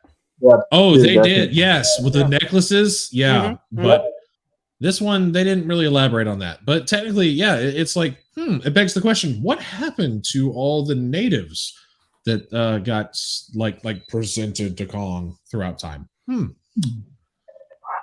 I believe the Kong King of Skull Island book addresses that, if I'm remembering correctly. I mean, he throughout history, it seems like he has a thing. Is that sidebar, Danny? That one that I just texted you, is that the full book, or is that one part of the book? That is the book. That is the book. Now there are multiple books. Some of them are prequels to There's a lot of it, but Exodus, the main book. That's the one. That main book that you sent me. That is the main book I was referencing here. Okay, so that's the one to start with. 100%. But side note, and I have to do this. What a beauty she was! I mean, come on.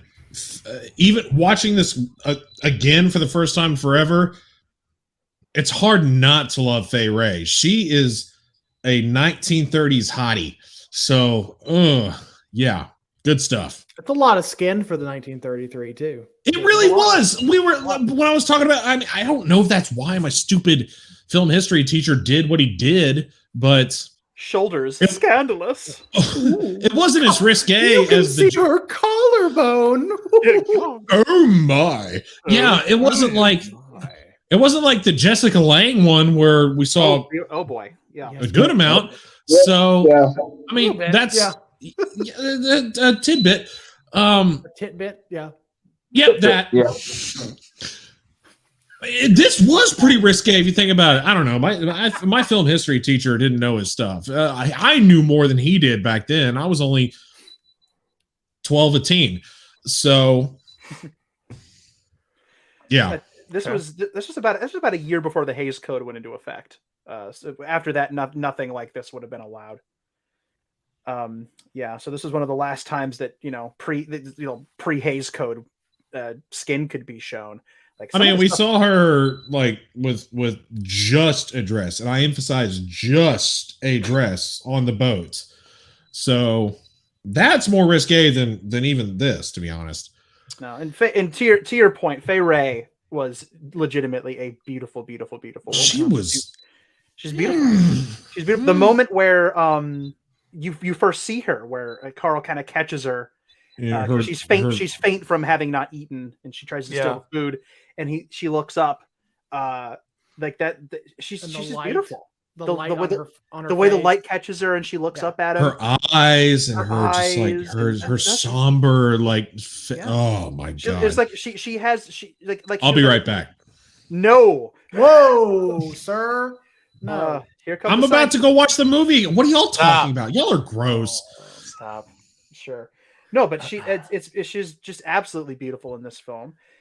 She's a beautiful, beautiful woman, and it's so funny. Ray Harryhausen always said that she was his crush, right? He used to cut out pictures like newspaper clippings of her, and keep a little scrapbook, just of like publicity images from this and other films that she did, because he kind of followed her career after that, and then finally got to meet her in I think the 1980s when the film turned 50. And he couldn't contain himself. He was like giddy, finally getting to meet Fay Ray. And she, How old was she when she filmed this? Oh gosh, I don't know. She in her 20s, or she's in her 20s. I believe she's in her 20s. In her 20s.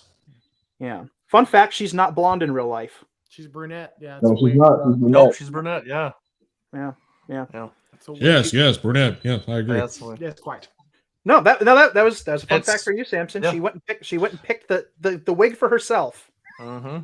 She's wearing a wig. Okay, cool. I'm learning so much. She's wearing a wig. Well, it was her idea because she's brunette and she thought she'd stand out more against Kong because he's he has the dark hair. He's dark already. And so she thought that Anne should be a blonde. She bought the wig herself. There you go. She was very proactive in the process.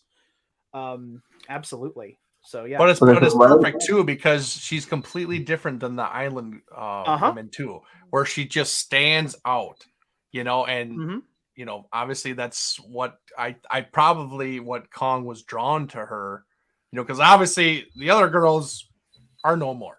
Okay, we can bury that one, but there was something about her that Kong was like, wow. He's never seen her like this. She's referred to as the Golden Woman. She's exactly. Yeah. Exactly. Yeah, exactly. Yeah, from the chief. Yeah, she's worth 6 of their village women. So. Apparently, I'm not sure how that currency conversion works. No, I don't really want to know. I don't think I want to know. No, I don't think it should work. Frankly, let's see. 6 of their women. Let's inflation to this day. Let's see how many women would that be. 38. I don't know. 50. That's horrible. Horrible. Don't trade humans for other humans, folks. Just don't do it. No, it's not a good. If you take anything away from this stream, please don't. We've come a long way. Hey, so anyway, I'm going to be the one that says, "Hey, it was Beauty who killed the beast." Whose turn is it? That's a good point. Whose turn is it? I think it was. I mean, I went first. So, Adrian, aren't you next? Yeah, I can go. So I always make jokes that me and Eric always think alike. Me and Leslie also think alike as well. There's a no. reason why. There's a reason why I don't like her way. And no, she is absolutely gorgeous. But in this movie, she super ungrateful and honestly, she hates Kong. Honestly, the whole movie does nothing but scream in this man's ear the entire movie, no matter what he does. Even after he saved her 500 different times, she still didn't give. She still did not care about Kong. But yet, Kong let this hussy get him killed. So yes, she Oh my definitely God. killed King Kong. I mean, women will do that to you. Let's put you in this situation. Would you be like, "Oh, my savior," or would you be like, "Ah!" Like, I mean, come on. Did you do that dude. again, Samson? Can you do that again, Sanson, Yeah, so we one can more. so we can clip it out and use it as like a GIF later? We'll I put it already did it once. Oh, Okay, I only do magnificent things one time in a show. I did that song during Gamera. I've done yeah, where you get one magnificent thing per show. That was it. Okay. Soak it in, guys. All right. You're welcome. This is why I think that the 2000 that Peter Jackson's Kong is such a faithful remake, and in a lot of ways, forgive me, better than the original, because you get a little bit more character development with Andero with this. Yes, you do. Because A lot more. in Peter Jackson's version, Anne ends up being very sympathetic to Kong, whereas to y'all's point, Anne in this movie, she just screams the whole damn time. It's you know, like there's some twinges, there's a little twinge of sympathy from her to Kong, like specifically in this scene that you're referencing here, but it's not as pronounced as what Peter Jackson was able to do. No, And Naomi honestly, Naomi Watts does a great job. And even in the 76 Kong, we get more of that sympathy towards Kong in that movie even. Well, she was an airhead anyway, Dude, so she didn't. yeah, know she, that. she was on so was many not- drugs, she I didn't know mean, what the hell she was doing. But I mean, yeah. okay, they're not wrong. I'm just saying. Just saying. no, Naomi Watts does a greater job at portraying like sympathy towards Kong than any other previous leading ladies. Yeah, and honestly, and that's exactly why I love the 2005 film, because of how they portrayed Anne in that movie specifically. Well, she more becomes the main character as opposed to Carl Denham being the main character in this one, in a way. Mm-hmm. Or in a way. I'm not going to say in just the way. But Eric, what you got? Yes, ma'am. Go on to the show. Yeah. In a way, yes. But at the same time, like, there was other people who put like Kong in that position. It wasn't like all her. Understand his obsession with her and stuff like that, where, you know, he climbed the building and got up there and stuff, but like it was Carl Denham who put her and them in that situation. They went to the island and everything and brought him back, and would have been different if they wouldn't have, and he would have stayed there. You know, who knows? But damn, you got to get all technical on our asses. yeah. Yeah, I mean, it's no, hard. you make a valid point. If he didn't get taken from the island by Carl, then what happened to him wouldn't have happened to him. But he wouldn't have got taken off the island if he wasn't chasing Anne. True, but if they never brought Anne to the island, he wouldn't have been chasing her. It's true. So Carl's the dick. Okay. So, I mean, at the end of the day, Carl's kind of the linchpin in the whole thing. He's the key to it. If he doesn't go to the island, none of this happens. But at that point, you don't have a movie. Well, he pushes everything. He wants the voyage. He wants everybody to go to the island. He tells Skipper, "Hey, say something to him." He wants them to all chase. Anne wanted to get off the boat though before she knew what was going on. That was Anne's fault.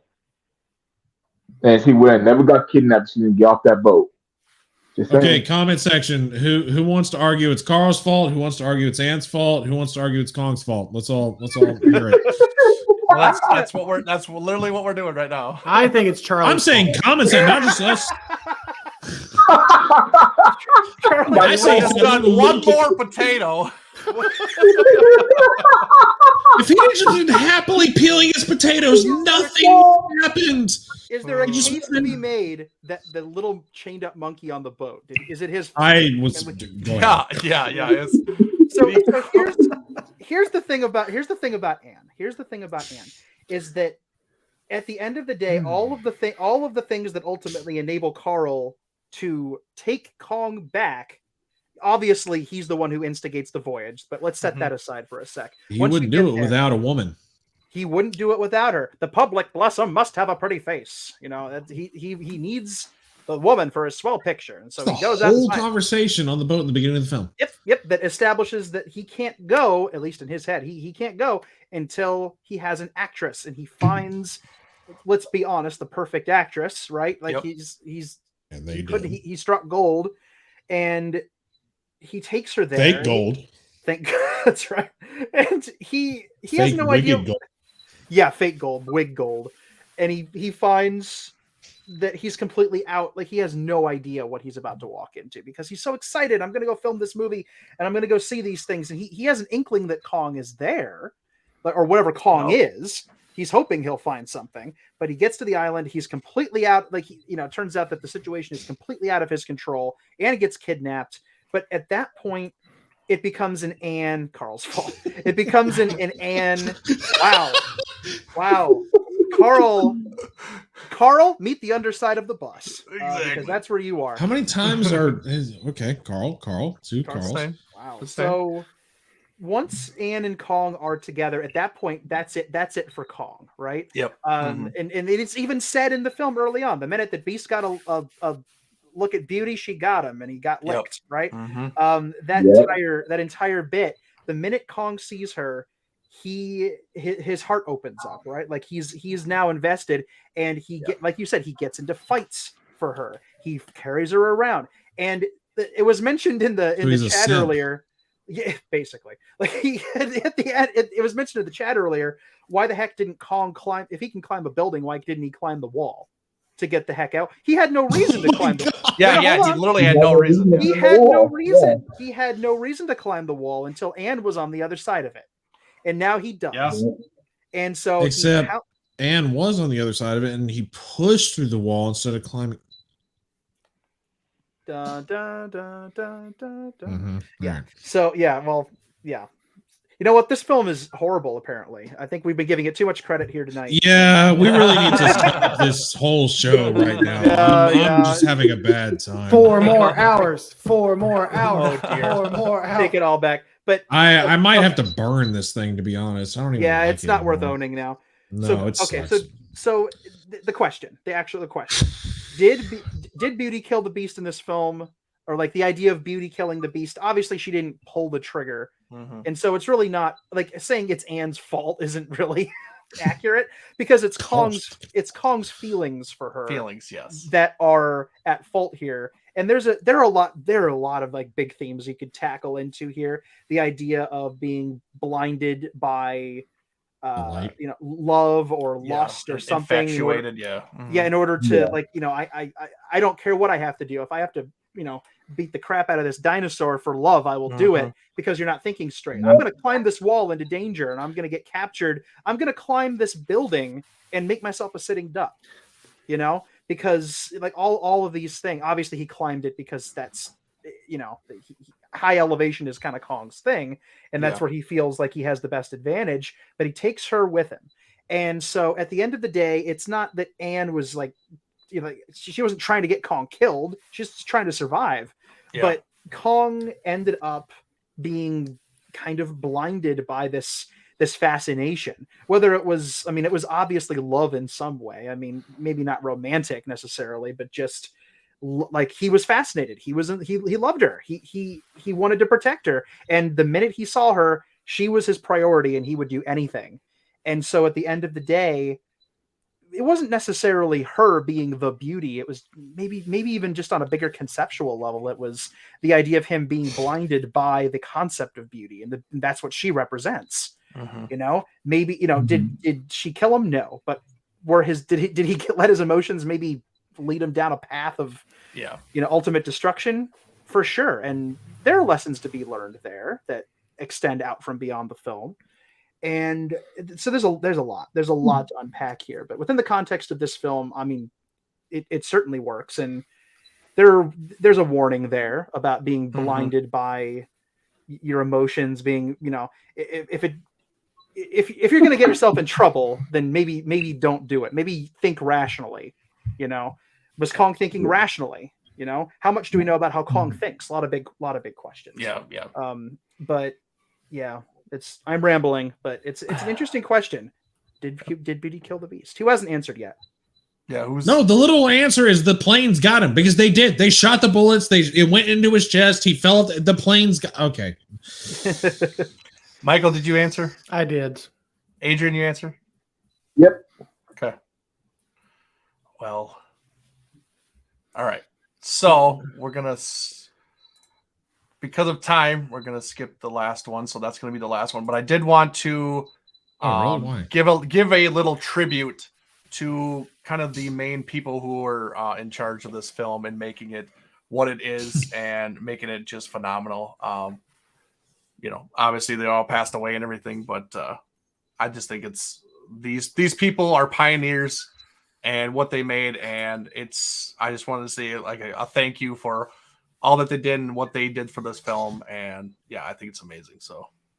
No, yeah, they definitely deserve some love for making this incredible film. It was really great to dive back into it after like it honestly it really was like 10 plus years. Like it was, yeah, it's been a while for me, and rewatching it on this version and then learning all the little things that I did, like I keep saying, it blew my mind. It really did. With new eyes, it was a lot of fun. It was. As my mother says, it was delightful. It was delightful. Yes. It was truly delightful. Watching men being thrown off a giant log, it was delightful. Watching people getting stomped into the mud and being eaten. Oh God, yeah. Oh, she was like, my Jesus. She thought that was something else. She was like, wow, they got away with this back then? Okay. Yeah, it was kind of the Wild West for a while there in Hollywood. They could do a lot of stuff. Never mind. There it is. God have mercy. I walked into that one.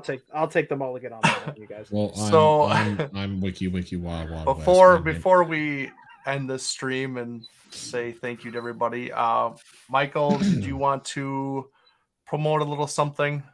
Yes. So later on this month, we will be releasing issue 9 of Kaiju Rama magazine, and this whole entire issue focuses on Kong and celebrates that legacy. And in fact, there's a really fascinating little piece by someone else in this chat who I'm going to poke their little head. There we go. Me? Oh, we're going to do the ET phone. They're going to do the ET fingers. I'm the one wearing the shirt. God. Okay. Anyway, so there's an article in this particular issue that's very near and dear to Danny's heart. Danny, you want to tell him a little bit about that one?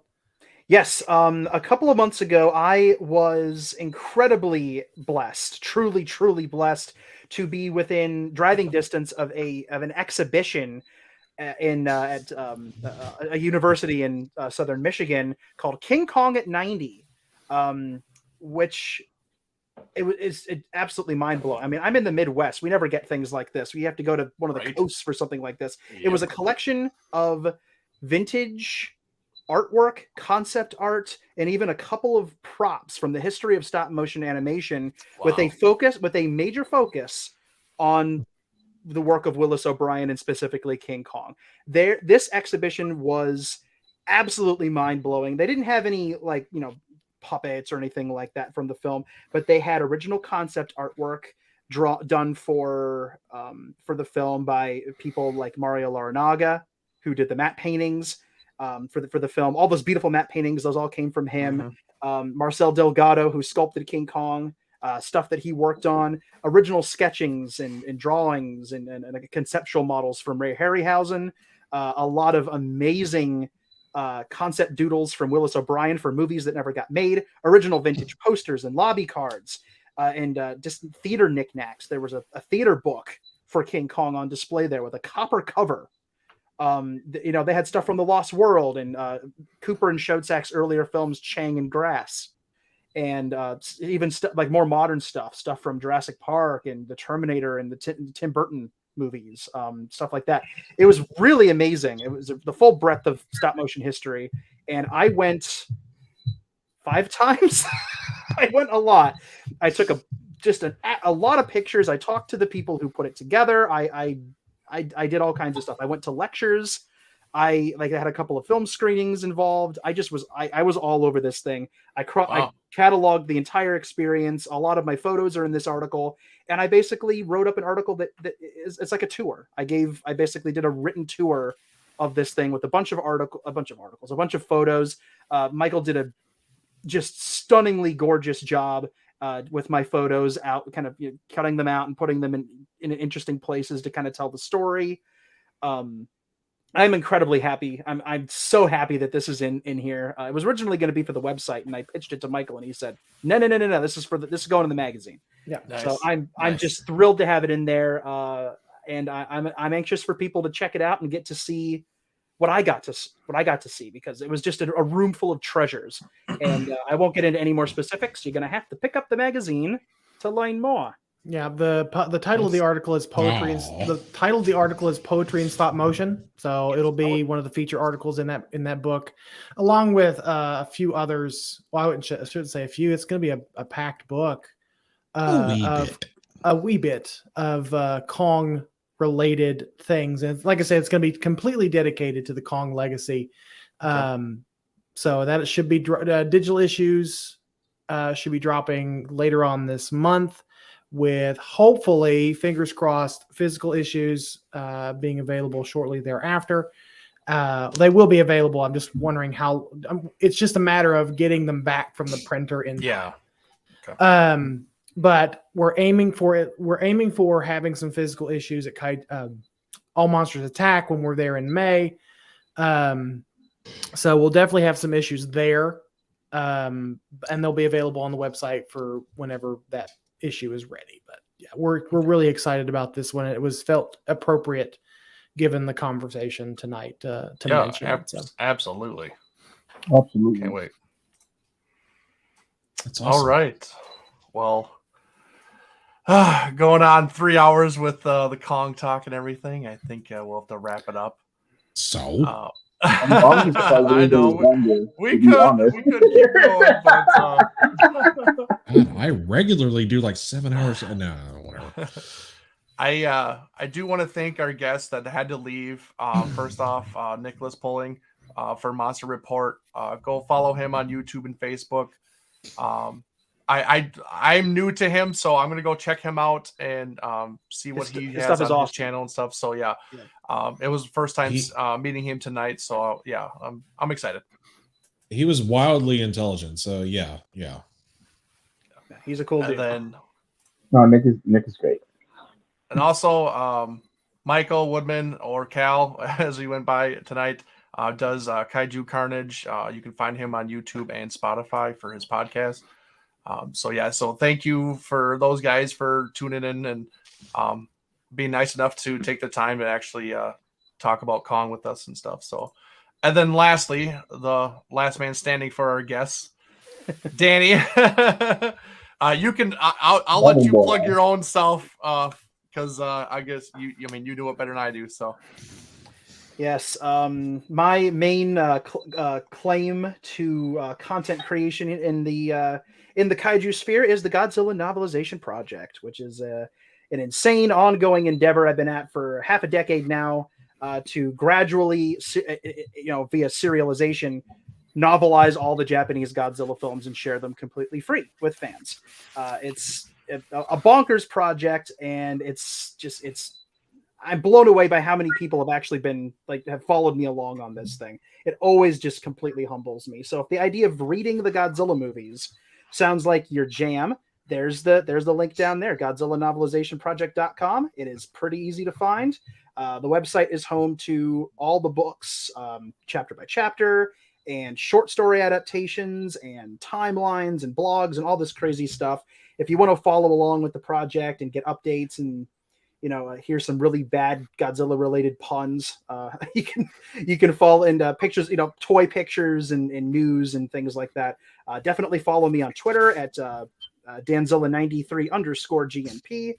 I'm also on Facebook. If you really like what you see, I have a Patreon account where I host a bi-weekly podcast that talks about the project and updates people. I write for Kaiju Ramen Media and Kaiju Ramen Magazine. I write for stuff all over the place. I get to do a lot of cool stuff in the Kaiju community outside of just writing. I get to come on awesome streams like this. And it's just it's cool. I get to do so much cool stuff, and I got to talk about Kong today. Like, holy cow, I love that. Damn genius. Oh, I must disagree on that front, but compared to me, shut up. Stop. I mean, it was a foregone conclusion that you were going to be on this show with us, Danny.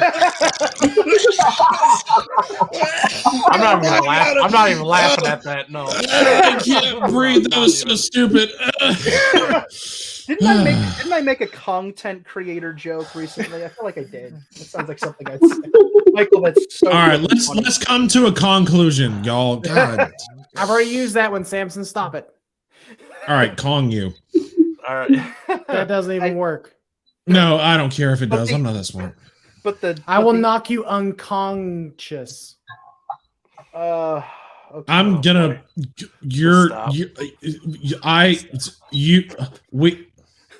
Eric. Okay. Is there a glitch in the system, Samson? Got them Good to the Matrix. That's what it is. all over these jokes like ugly on an ape. That's what we are. Oh, God. A damn So before we dirty sign off, Michael, do you have anything else to plug? KaijuRamenMedia.com. That's all. Oh, okay. Samson, what do you got? Well, as always, well, I shouldn't say as always. The only thing that I got going on in my current kaiju life is I stream on Twitch. I should probably put that like as attached to this, shouldn't I, from now on? Samzilla streams on Twitch is where I like to do a lot of video gaming. I do a lot of kaiju stuff, and I also do movie night quite consistently, even though I'm not supposed to. And I watch a lot of fun stuff through my Twitch channel, and I like to watch it with you guys. And yeah, I guess that's the gist of my stuff. Yeah, somebody else go, please. Perfect. All right, Adrian, I know you got something. Of course, we got I have my YouTube channel, Train 1090. I just posted the X plus 30 centimeter 1968 Godzilla on my channel today, so go check that out if you haven't yet. And of course, our next show for Monsters Attitude is going to be an argument, because we're going to be talking about the 1998 Godzilla film. And possibly the animated series. I haven't made a final conclusion on that yet, but I need to do that soon so we can study for it. But that's I know the hatred that film has, but it's its 25-year anniversary. We got to give it some time. We got to give it a little bit of love. So we can't love on it the entire time, but we're gonna touch on it. We're gonna give it a little bit of love. I mean, we can honestly. That's gonna be a true that's gonna be a true Kong-frontation for sure. Dude, shut up. Still not laughing.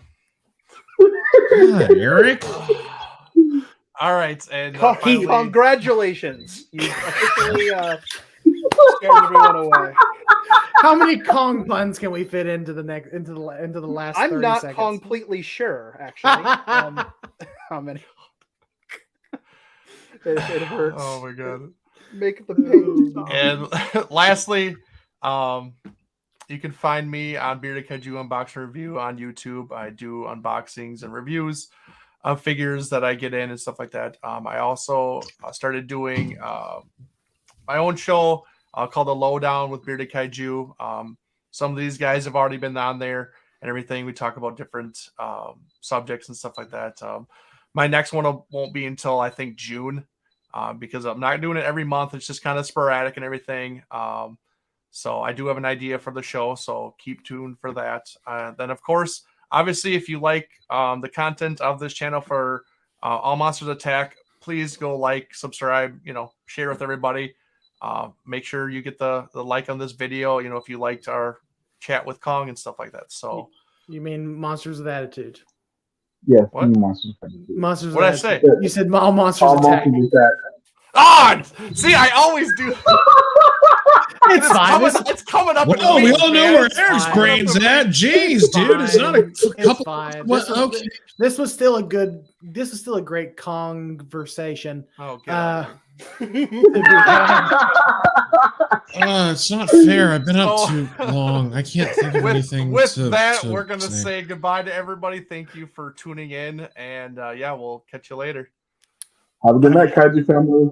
Thanks for watching, folks, and sayonara.